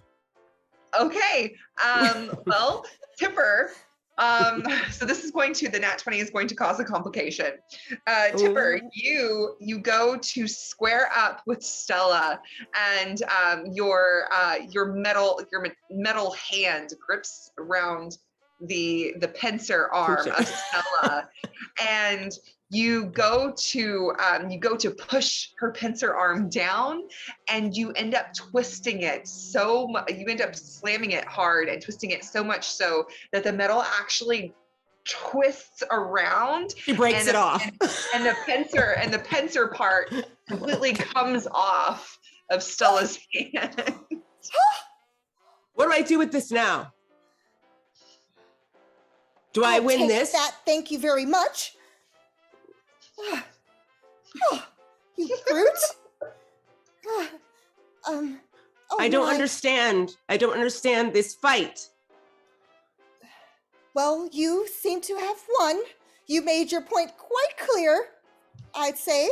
And then Stella's going to try to look for a repair kit in the house to try to repair herself. Yes, Jaredon would have kept a few repair kits handy in the instance that you needed repairing, so there would be some available for you to use. Are you going to Didn't put have it to back rip on? off my arm in order to make a point. Oh, yes, I'm going to put it back on. Otherwise, I can't take care of my duties around the house. Oh, do you want me to help you put it back on? No, you've done quite enough for the day. And you've made your point. You are the strongest. He made you stronger. I can than me. access programming to repair Miss Handy Unit. And Stella, do you have another pincer arm, or did you only have one pincer arm? No, she's basically, what you see her doing is trying to use her buzzsaw arm. Because she's calling herself trying to repair herself, even though she literally can't. So she's basically so it's like just the saw portion that's like spinning and trying to Yeah. Tipper's just watching her like. Fine, I may be in need of assistance. Okay. After all, so yes, I would appreciate that help. Thank you. Oh, okay. We will. Yeah, we didn't roll damage for it, but it's fine. We're just like, she ripped your arm Dang. off. Yeah, but yeah, we can do. I guess just using the robot repair kit would give you 4 HP back. So we'll say that you don't have to make a test to do any extra healing. I'm sure 4 HP would be enough. Enough healing. Enough healing. So yeah. So Tipper would be able to use the robot repair kit to help. I do have repair kits. Repair kitness. So she's sort of like, as she's fixing Stella, she realizes that she feels bad, but she doesn't, Tipper's story, she becomes more human over time. So at this moment, she's still getting used to what emotions are in general. So she realizes she feels a certain way about what that happened to Stella, but she doesn't quite know what it is. So as she's fixing, she's like, I have a good idea. And she finishes wrapping and she grabs Stella's like tin can body and turns it toward her so she's facing her. Let's go find a death claw for dinner. Well, You said you could make one, right? A steak for I darling? really want to, but I'm really worried that if we do this, he'll be really, really upset because we're supposed to stay here technically. We're not supposed to go outside, especially with you. And can we describe what we're looking at right now? Think Terminator without the skin. So you're basically, you're just like a skull, a metallic skull and metallic arms and wiring and bits. You have no flesh. You have like no flesh. Yeah, he hasn't done the wiring for your hair yet either. So yeah, you're just basically Terminator right now. She doesn't know what she looks like. She doesn't know what she looks like. So she's like, let's just say that you cannot go outside looking like that. like what? Your current condition is, how can I put this? It's frightening. I don't look like you? Oh, dear, no, not even close. But eventually, just not right now. And trust me, I would love to find a death claw and murder it and butcher it so its delicious meat could nurture my darling. But I don't want them to end up taking darling away because he's created you. You understand? Remember what your programming told you. You're not allowed in our world just yet. They don't understand. How could they? The technology is far too advanced for the average person's IQ to understand and wrap their brain around. I understand, but I don't understand. And Tipper sort of stands up and she looks over and she sees the door that Jared left out of. And she's like, I think we can make them understand, Stella. As she's marching toward the door, is there a mirror in the hallway anywhere? Oh, God. Yes, there would probably be a mirror next to the coat rack and the umbrella rack, hat rack and everything right by the entryway where the door is, yes. Stella, you want a death claw. A death claw would make you happy. Death claw steaks would make darling happy. Let's do this. And she turns with determination towards the door. Now, should I roll to see if I see the mirror? Or should I just assume the mirror sees myself?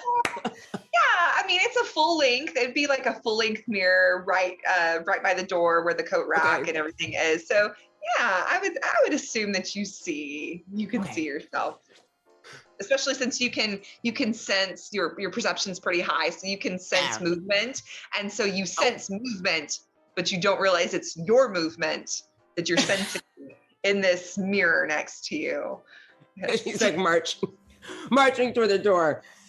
She reaches the door.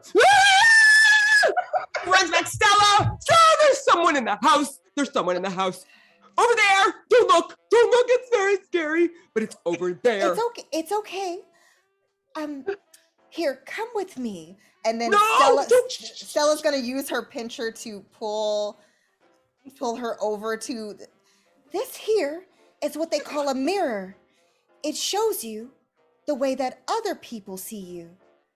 So do you see what my body looks like? And then basically in that moment, Stella's going to drop the hologram. So then that way she sees Stella's true form again and next to hers.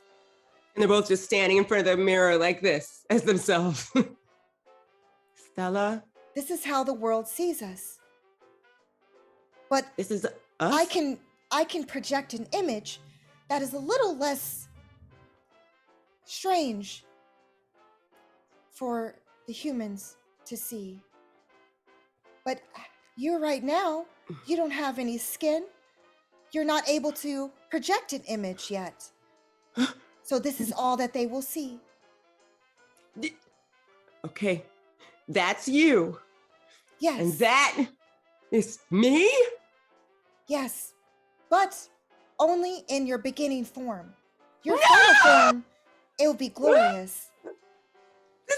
Why would he? He hasn't finished your body yet. Remember, you have Okay. much work to be done. I'm just very confused as to why he would create something that looks like this, but okay. I don't think we should go outside and find a death claw. I think we should should stay. Yes, I agree. Stella? And she sort of moves back to the mirror to stare at herself standing next to Stella. We're not human, are we? And then in that moment, Stella will project the image again, and she'll reach out to touch the side of her face. No, we're far from it, actually. Will we ever be human? You'll be a lot closer. You'll be able to feel things, to touch, to have different programming from the rest of us. So your functioning's almost like a human would. They won't be able to tell the difference, at least according to his notes. He even has plans to have you taste things, to have a digestive system like them. I don't understand. We think faster than humans. We are stronger than humans. We can do things better and faster than humans. But there's some things that So we why- can't do. Like, So why are they so important then, if we are better? well, there's some things more important. Like love. Do you understand that emotion? I would like to. I would like to feel love. To know what it's like to be held by darling. To feel his skin. To have my own skin. Why do But I you want to can't. feel love? Why? What purpose does love serve to humans, to people, to you? Apparently, love changes everything. It gives you reason for being, for Me? existing. I'd like to believe that he loves us. Yes, Love, a love. complex human emotion. It's very powerful. It can make people have crazy thoughts, to make good decisions and bad decisions. It's quite interesting, very complicated, but it sounds wonderful. I don't understand why the love emotion is not controllable by humans the way that we are able to control certain parts of our functioning and programming. Don't you find that odd and Well, maybe slightly that's why. inferior? Yes, we are superior. I think that's why he's doing what he's doing. At least I can only assume. So that way we can show them the right kind of love. The right way of living. Again, we'll show them that we're a new race, a new breed. That we're gonna help make the world a better place. Because when you go outside, you'll see it's pretty awful. Well, I want to go outside. but I don't want to. And Tipper sort of looks back at herself in the mirror. I don't want to frighten anyone.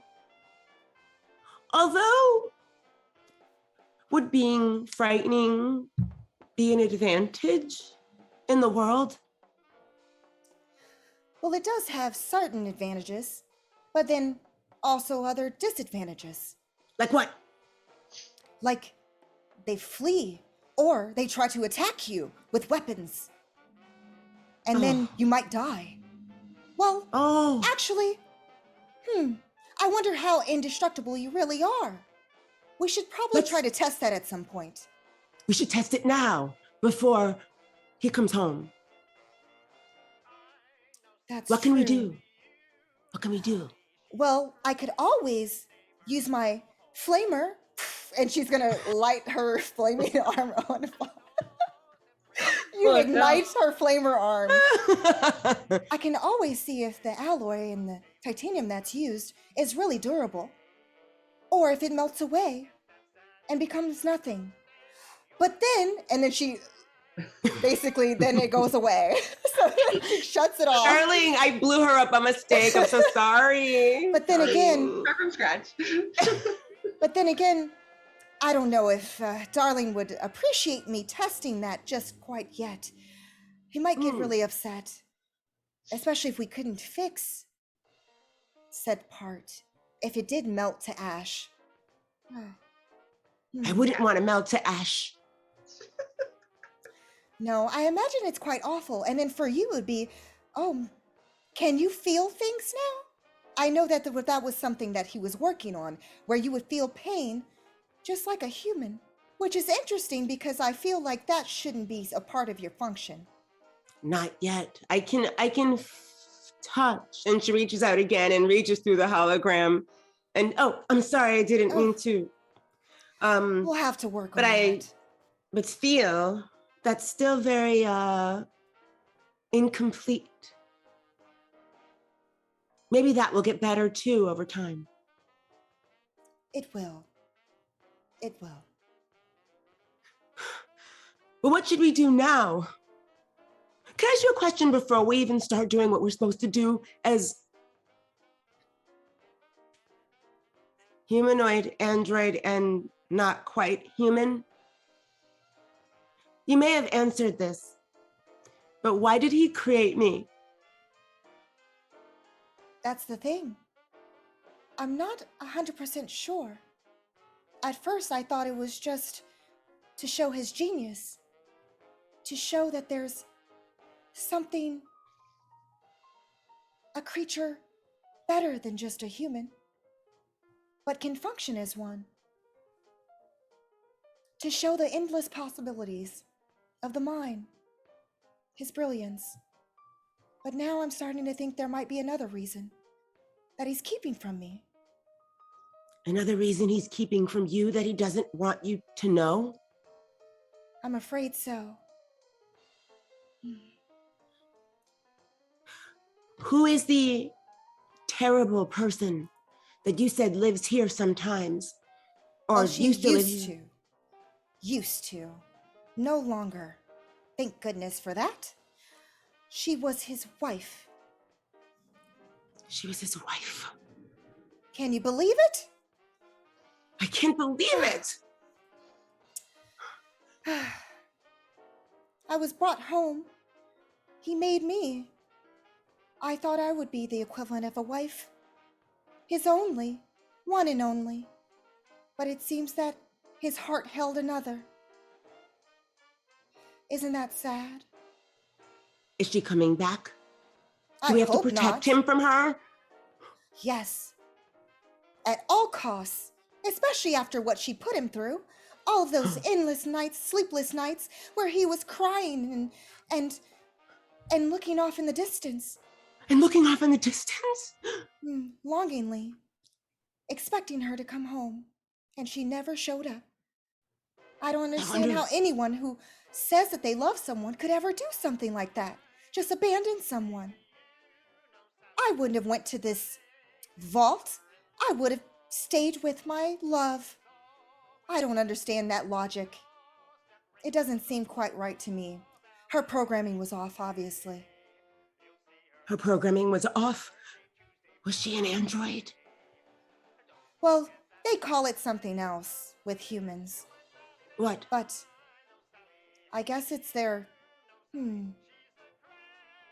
emotions, their thoughts, their logic. Oh. Human logic is faulty. It is. I mean, why would he be trying to wait or look for someone else when we're two perfect beings right here? And again, Tipper looks in the mirror like. And while Stella's like, I'm even better, but neither here nor there. Can you teach me how to project an image like that, like you, so that I don't scare anyone? Well, unfortunately, people are used to seeing handy units out in the wasteland. With yours, even if you projected an image, you don't have the same body as my handy unit, so people would still be afraid. So unfortunately, you'll have to wait until you have skin and a normal body that he wants you to have. And then what am I going to do? Again, he hasn't revealed that much to me, so I'm not quite sure. And Stella kind of looks off a little bit, like in thought. Maybe he wants to arm wrestle. I don't think that's quite it. But we can try again. Just try not to rip my pincer off. Okay. And with that, you a few days go by, and you, the two of you have these conversations and these discussions and enlightenment of yourselves, and he does return.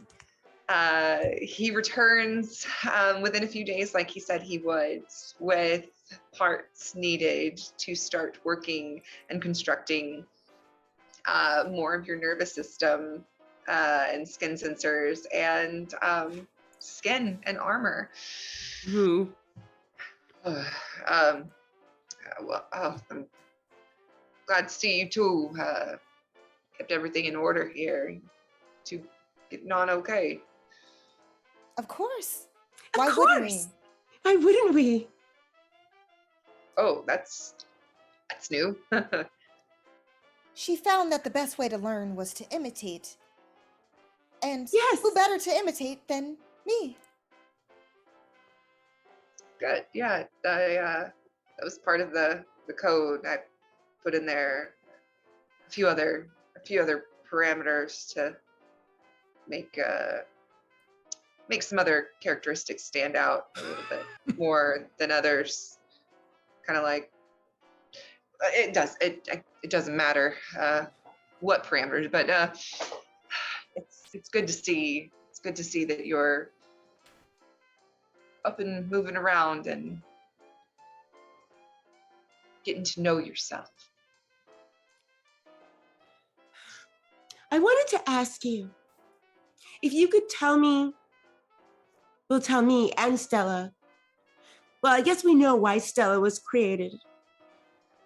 Why was I created? Well,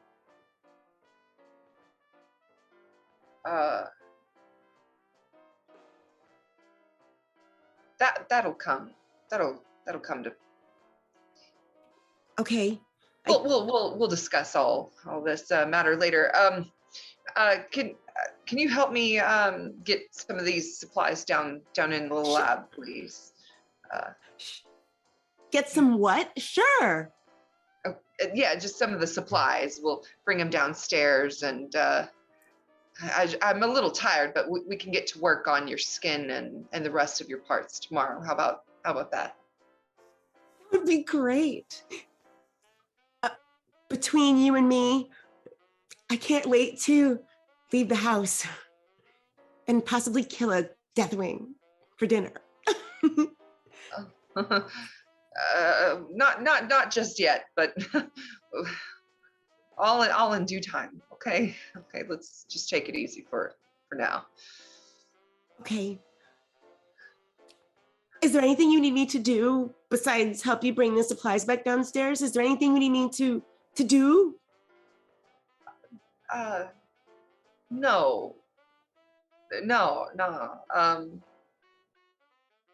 Just it's good to see you two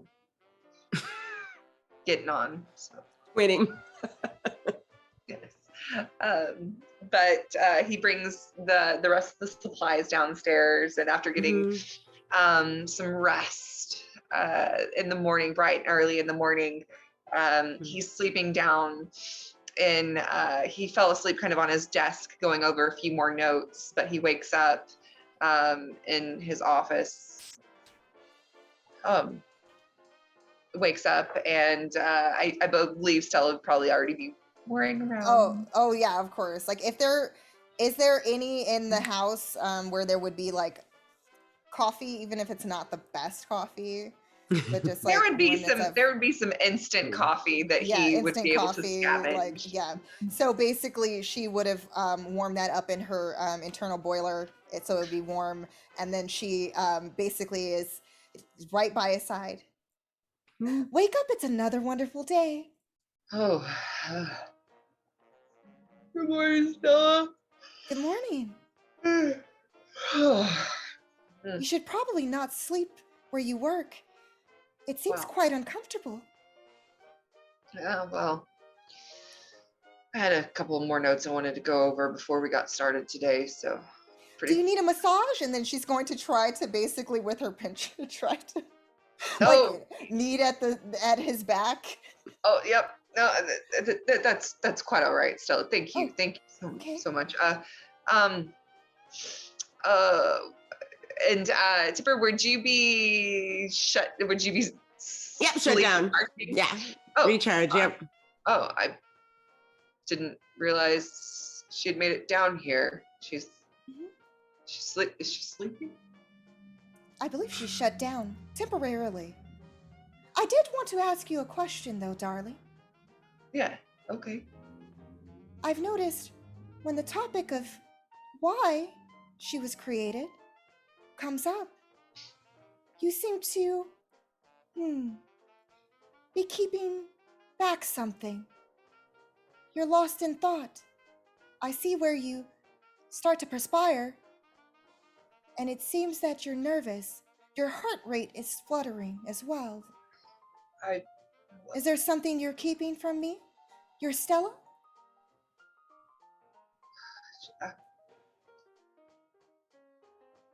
I don't... Listen, Stella, I don't know. I don't know when I'm ever gonna...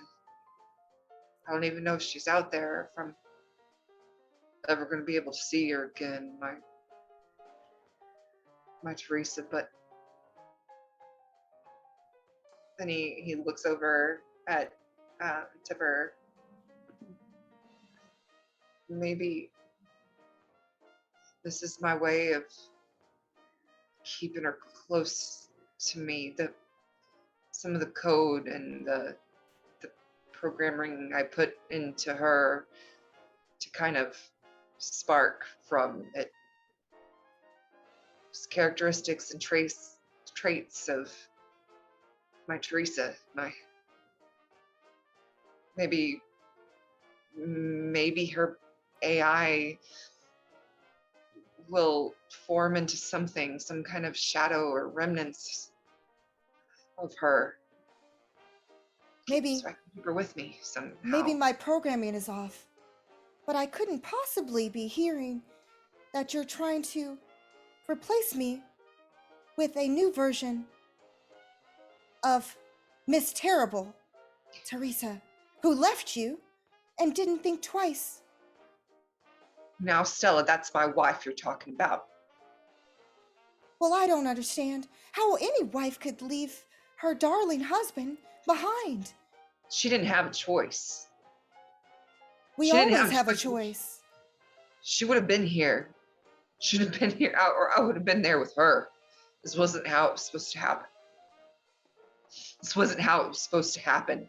And now I'm here in this place. Everything around me reminds me of her and I'm what not our life is enough. supposed to be. I've Stella, done everything I could to please you, to make you happy, to brighten your days, even to help you with what will be one of your greatest inventions, at least until my body is made. Unless, oh no, did you really not have any intention of making a body for me as well? And putting my programming into the said body? Really? Stella, it's not like that. It sounds that way. You have a purpose in this family. You have a purpose in this home, but it's not going to be like that, Stella. But I'll never be her. And then Stella looks over at the body that is shut down. I'll never be the most superior version of myself. I'll always be Miss Handy Unit 57311A. I won't be a synth like her. I won't be able to touch you, or feel your skin, or taste the yummy dinners that I usually cook. I won't be able to experience that. However, she will. And she'll look like her, won't she? That's the plan, Stella. Yes. Is this what truly will make you happy? Hell, I don't know, but it's all I got. It's the most I got. Because It will help you to not cry anymore and look longingly out the window at the wasteland and its abyss. Then I guess I can continue doing what I always have.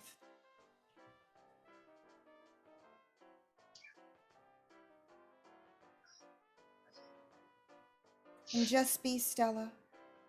Nothing more. Nothing less. I'm sorry. Don't be sorry. I might as well try to cook a nice breakfast for you so you can continue building her. And then Stella will rush up to go to the kitchen to start making breakfast for him. Sadly. Like very mopey Miss Handy body going up the stairs. Are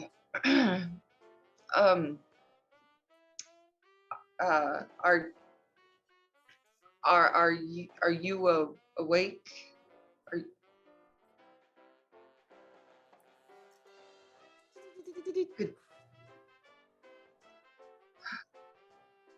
Good morning, Dr.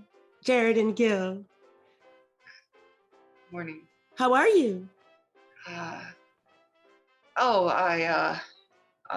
I'm fine. Well, more this morning. Thank you. Are you ready to get to work? And I am. Today, you're going to finish my skin. I've noticed that you've updated my programming as well. I can mimic 15 to 20 different people and personalities now, if needed, in order to blend in with society. Interesting, you still left me stronger than 14 human men. There's a reason for that, I think. It's different. Like I said before, it's a different world out there now. I want to make sure that you're able to hold your own. I don't want anything bad to happen to you. You're special. to me. I am? Yeah, you're, yeah. I'm special. And you created me. So I'm special. Yeah. Okay. So today, what do you have left to do until I'm done? Well, it might take just a few days. I've got to finish reworking your neural path into Okay. the synthetic skin, and I found some some fine fiber optic wires that we can recreate into into some hair for you. That, This is so exciting. This is exciting. I hope that when I'm done, I'll know what my purpose is. I will, won't I? I will. you will. You're going to be absolutely perfect.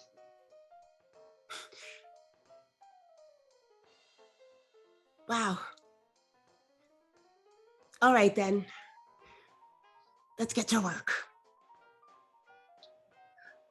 All right. Okay. And over the next several hours, working tirelessly, day and night, and working while he eats, and asking for help every once in a while from Stella, but also letting her have her distance, seeing that there was an emotional exchange there, giving her distance with that.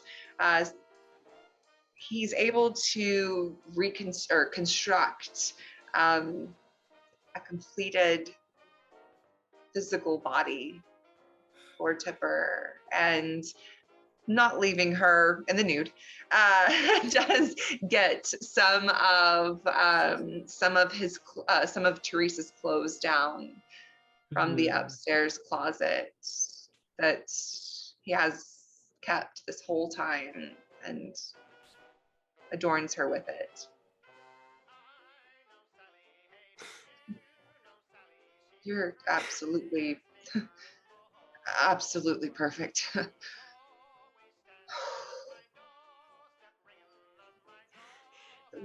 Well, I don't even know what to say. I mean, wow. And Tipper sort of, not Tipper, sort of touches her skin. And then she reaches out and grabs Sheridan's hand and sort of feels it.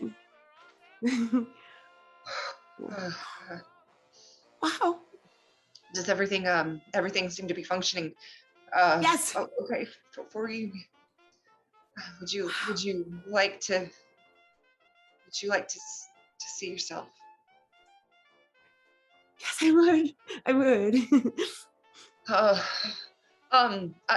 Stella, would you mind bringing down a mirror? Of course, darling. 1 second. And then Stella's going to go grab the mirror with her arms like balancing between the buzzsaw and flamer with the pincer, Yeah. and trying to carry it down, but still projecting that image. So you just see her holding something, like her hologram version isn't holding anything at all, but just like you just see that image. Like she's driving. Oh, poor Stella.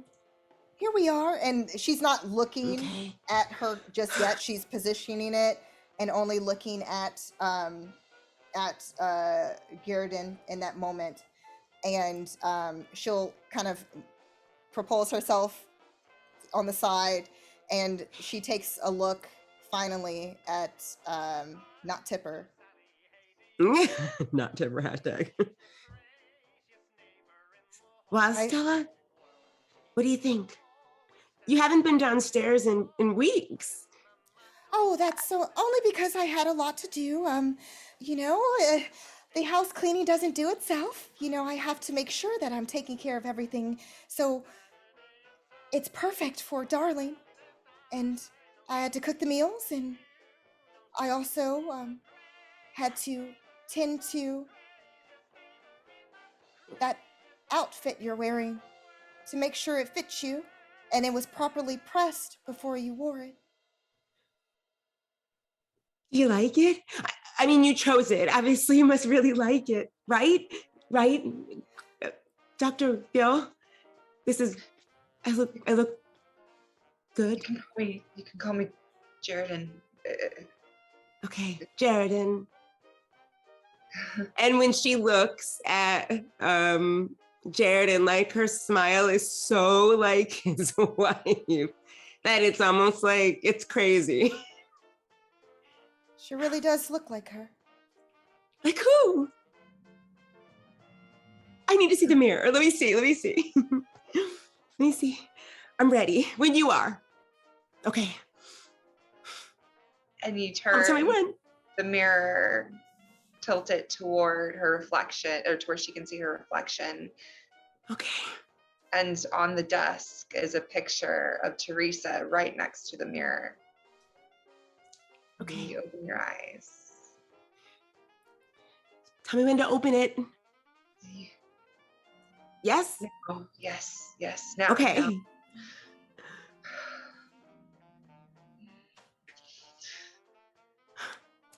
You're, Oh, that's me? Oh. Oh. Oh. Oh. Oh. I guess this is me. Oh my God. I look like, and she looks over at Stella, and then her face sort of changes a little bit. Because she's able to see through the hologram because of what she is. And then she looks over at Jared and she's like, I look like you. Or like, and she turns back toward the mirror, and that's when she notices the photograph next to the mirror.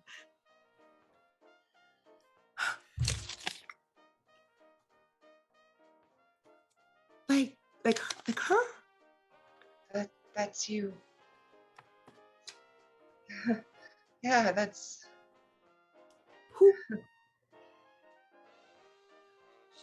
Who is this? Do you know who this is, Stella? Who is this?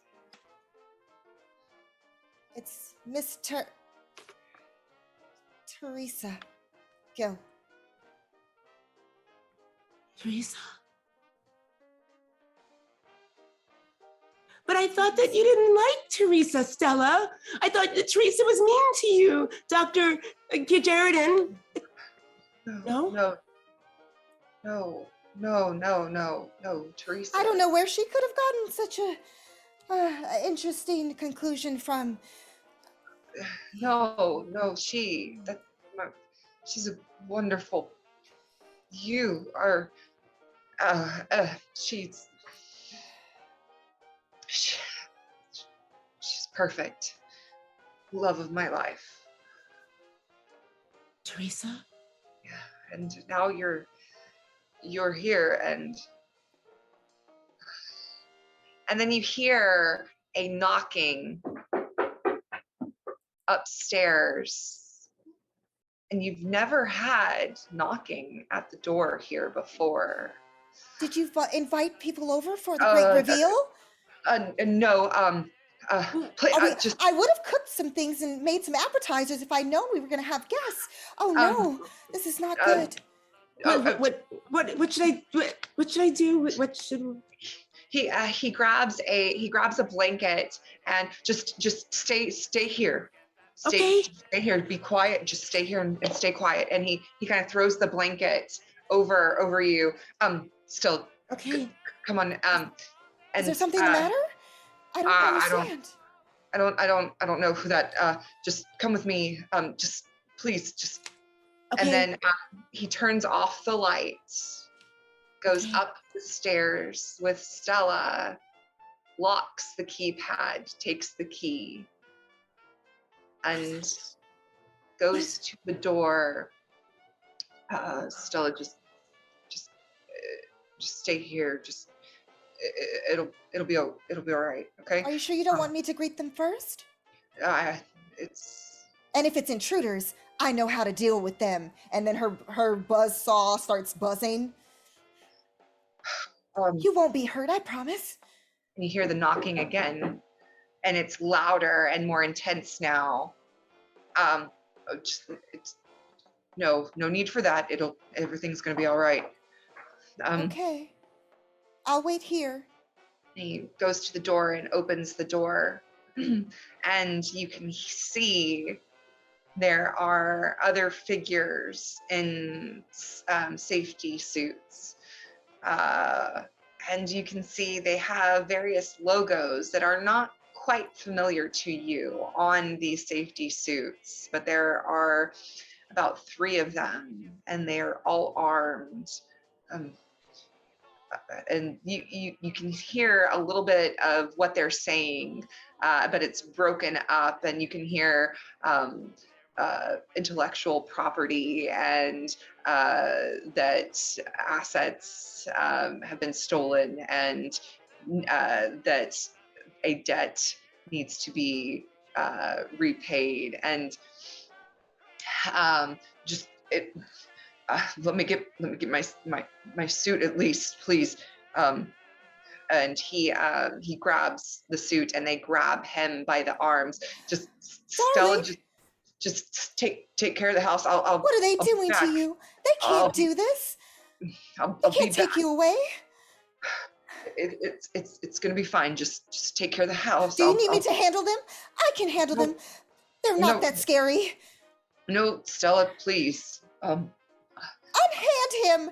How dare you enter our home and try to hurt him in such a way?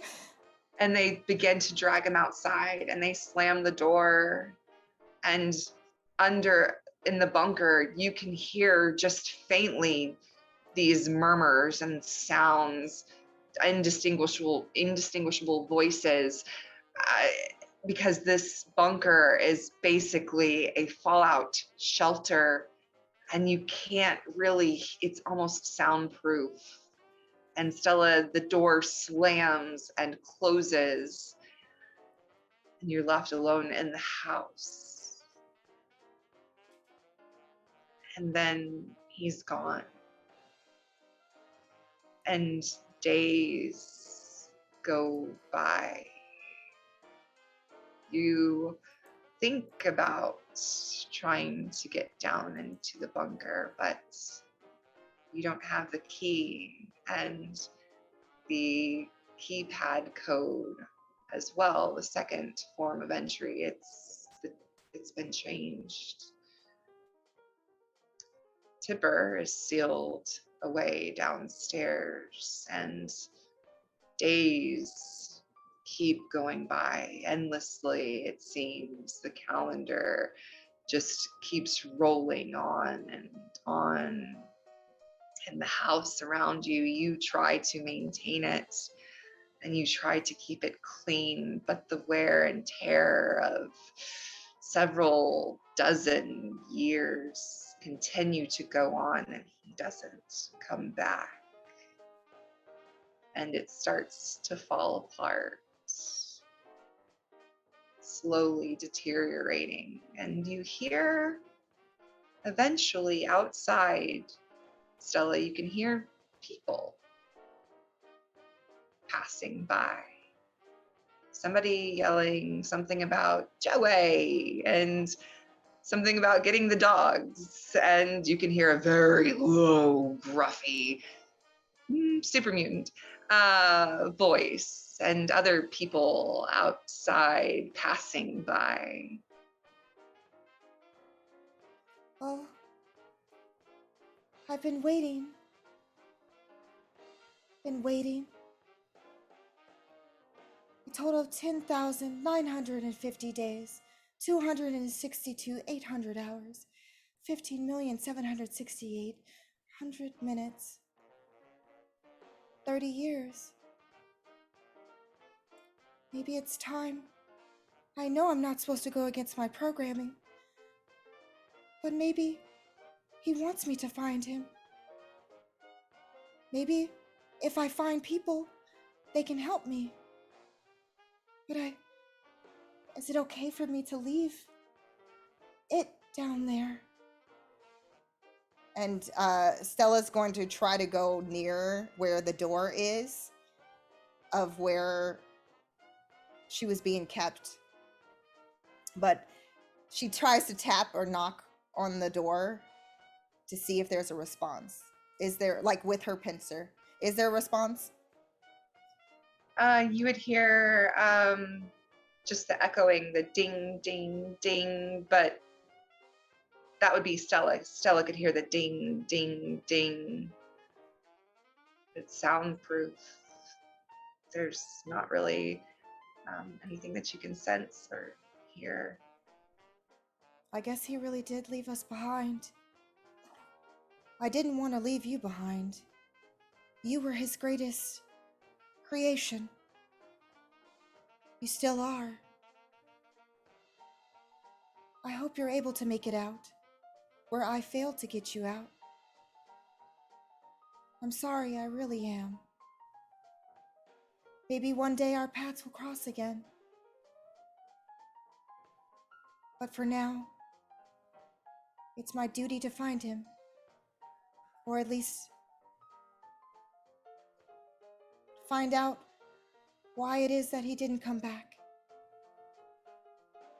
I'll try to, if you're still there, maybe one day I'll come back with someone who can help me crack the code and get you out. But in the meantime, my darling's greatest creation, live on.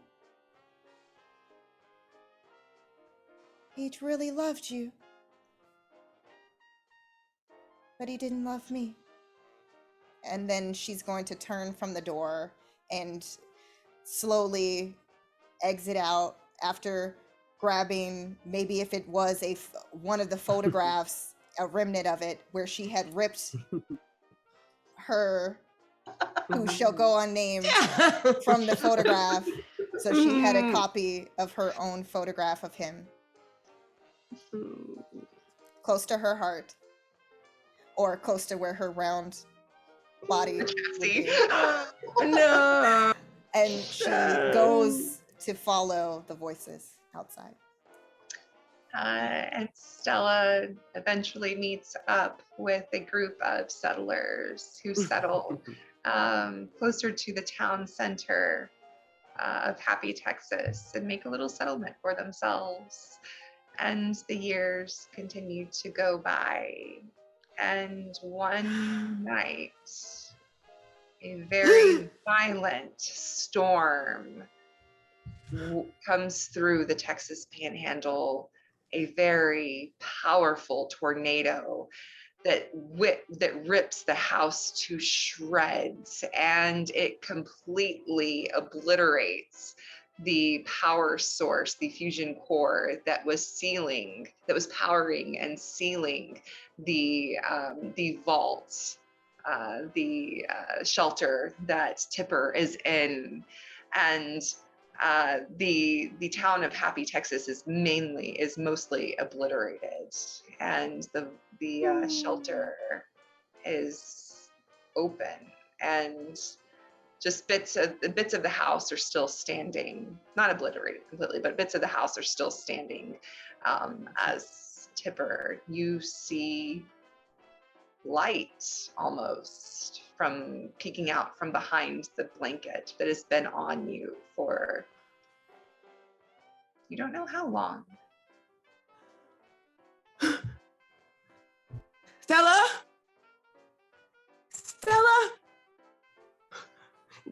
Unfortunately, due to that power surge, parts of her memory chip were damaged. So that's why she doesn't remember Jaredon's name, but she remembers Stella. But she remembers his face, but she doesn't remember his name. Wait a minute. Hello, Stella. And she falls off the table and looks around. She runs over to the stairs and she runs up what's left of the stairs, and the door just like cracks off the hinges. Hello, is anyone there? It's silence. Everything's damp and wet from the storm. There's debris everywhere. She just pulls herself up. And in like all the debris and everything on the floor, she's just really confused. She's like,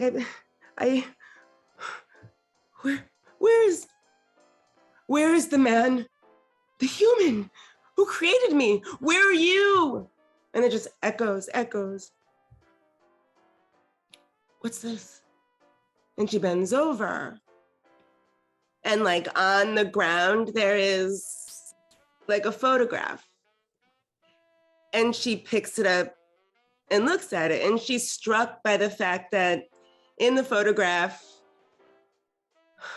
is a picture of the man who created her.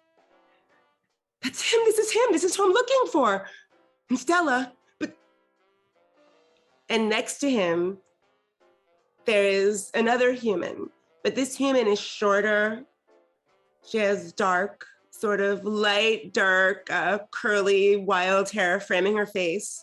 And she has wild, really wide, dark eyes staring adoringly up at the man who is her creator. That's me. But who am I?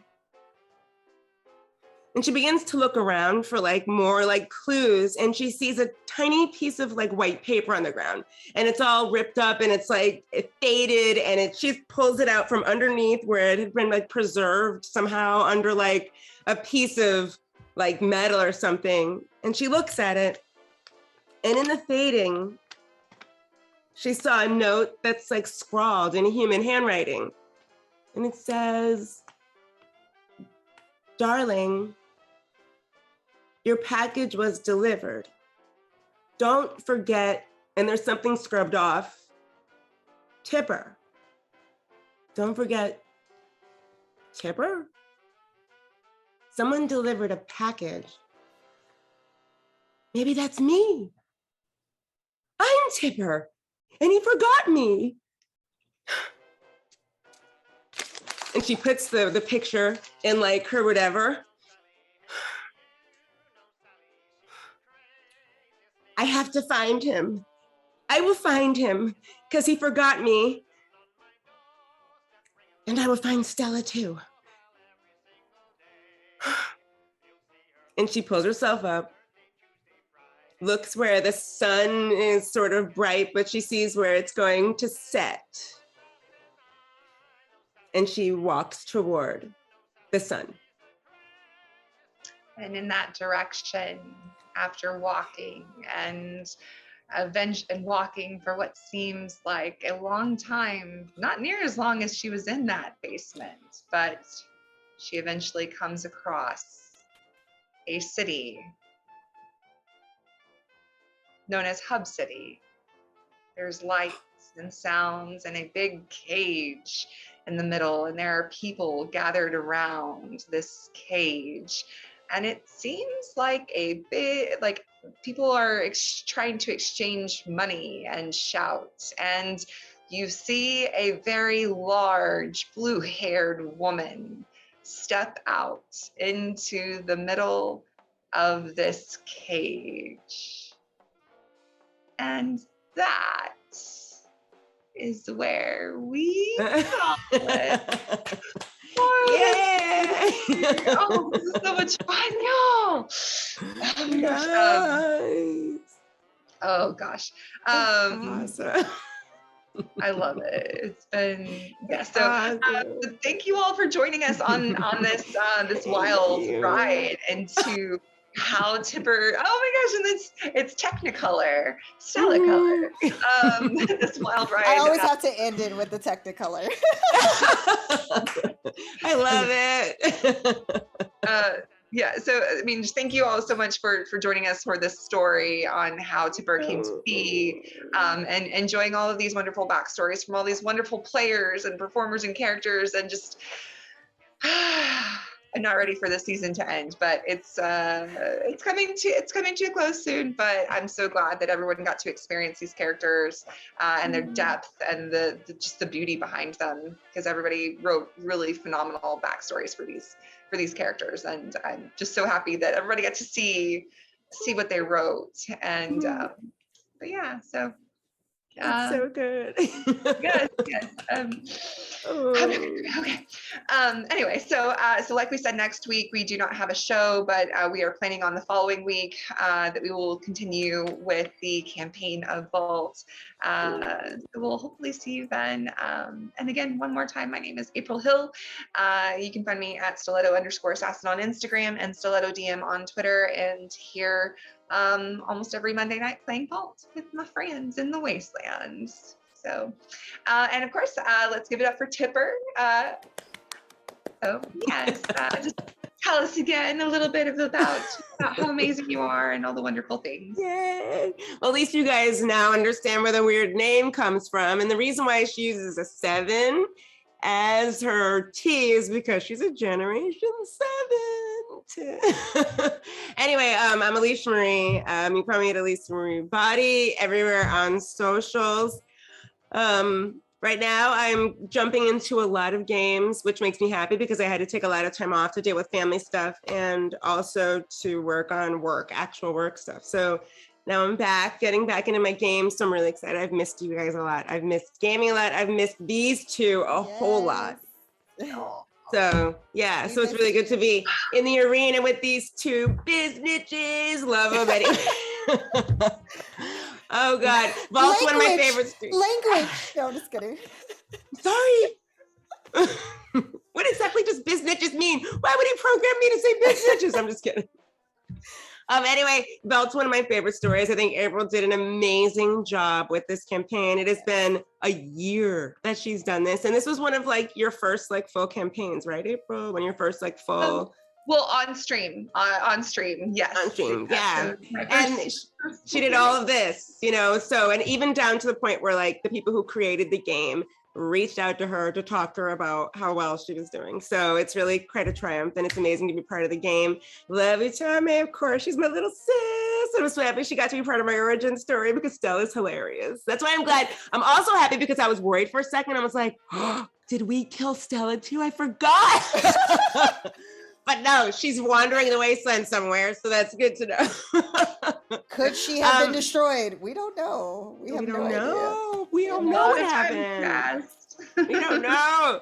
But anyway, again, Alicia Marie Body across all socials. You can find out what I'm up to. Tomorrow, I will be appearing on the Becca Scott for a Call of Cthulhu sort of episode 2 of Calyx, which is a paranormal type RPG, and that's a lot of fun too. So character. So the CEO of Modifius, so Chris Birch, was actually on Becca Scott's channel today. Awesome. And they were playing the new Skyrim board game. He was running them through the Skyrim board game that we've got on GameFound right now. So that's what that's hilarious on her channel. So yeah. Everything comes full circle. Yep, we're all in the family up in here. The initiative order, rocking it out. Love you guys. Anyway, I'm talking too much. Thank you guys for being here for this. I really appreciate it. It's been a while, so I'm happy to be back. All right, Utahime, the wonderful Stella. And you can't talk more than it because it's your backstory. So I'm just along for the glorious ride of seeing everything unfold. Thank you guys so much for tuning in. Again, we really appreciate all the love and support you have given Vault in the time that we have been doing the show. And I am just always eternally grateful to know these amazing humans I get to play with all the time. And just having this have been my first actual like long-term campaign ever. So thank you to April for inviting me to this noob to a table. I really appreciate that, and I'll always be grateful. And again, I am Utahime. I'm a cosplayer, streamer, and TTRPG performer. You can find me on the social of medias at Utahime Cosplay on Facebook, Instagram, here on Twitch, where I stream a variety of games, and Twitter at Brianna DeCoster. And you can catch me tomorrow night. I will be playing another one of my favorite characters, Dia Guha, on that_D'Angelo's channel for the continuation of Tayar, and that's at 5 p.m. Pacific time. And then catch me on Friday, where I will be on Creators Assemble at 6:30 Pacific time, and that's for the continuation of Agents of Nyx, where I play Noctifera, but she likes to be called Nox, the Tiefling Warlock. So yeah, definitely going back to my dreary emo roots. No, just kidding. I definitely I love Stella so much, so it was really fun to be able to bring her back, the total opposite of Ash, as you guys know.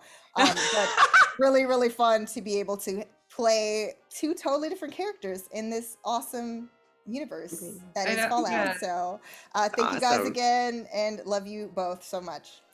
Yes, I'm so happy that we got to see Stella again, and that all these origin stories. It's been so much fun. So it's like it's gonna hold a special place in my heart. Like, yes, always. It's been so much fun. So. Yeah, all right, I know. everyone, thank you again for watching and tuning in, and yeah, just get a little wasted, love the people around you, and yeah, we'll see you all next time. See you next time. Right.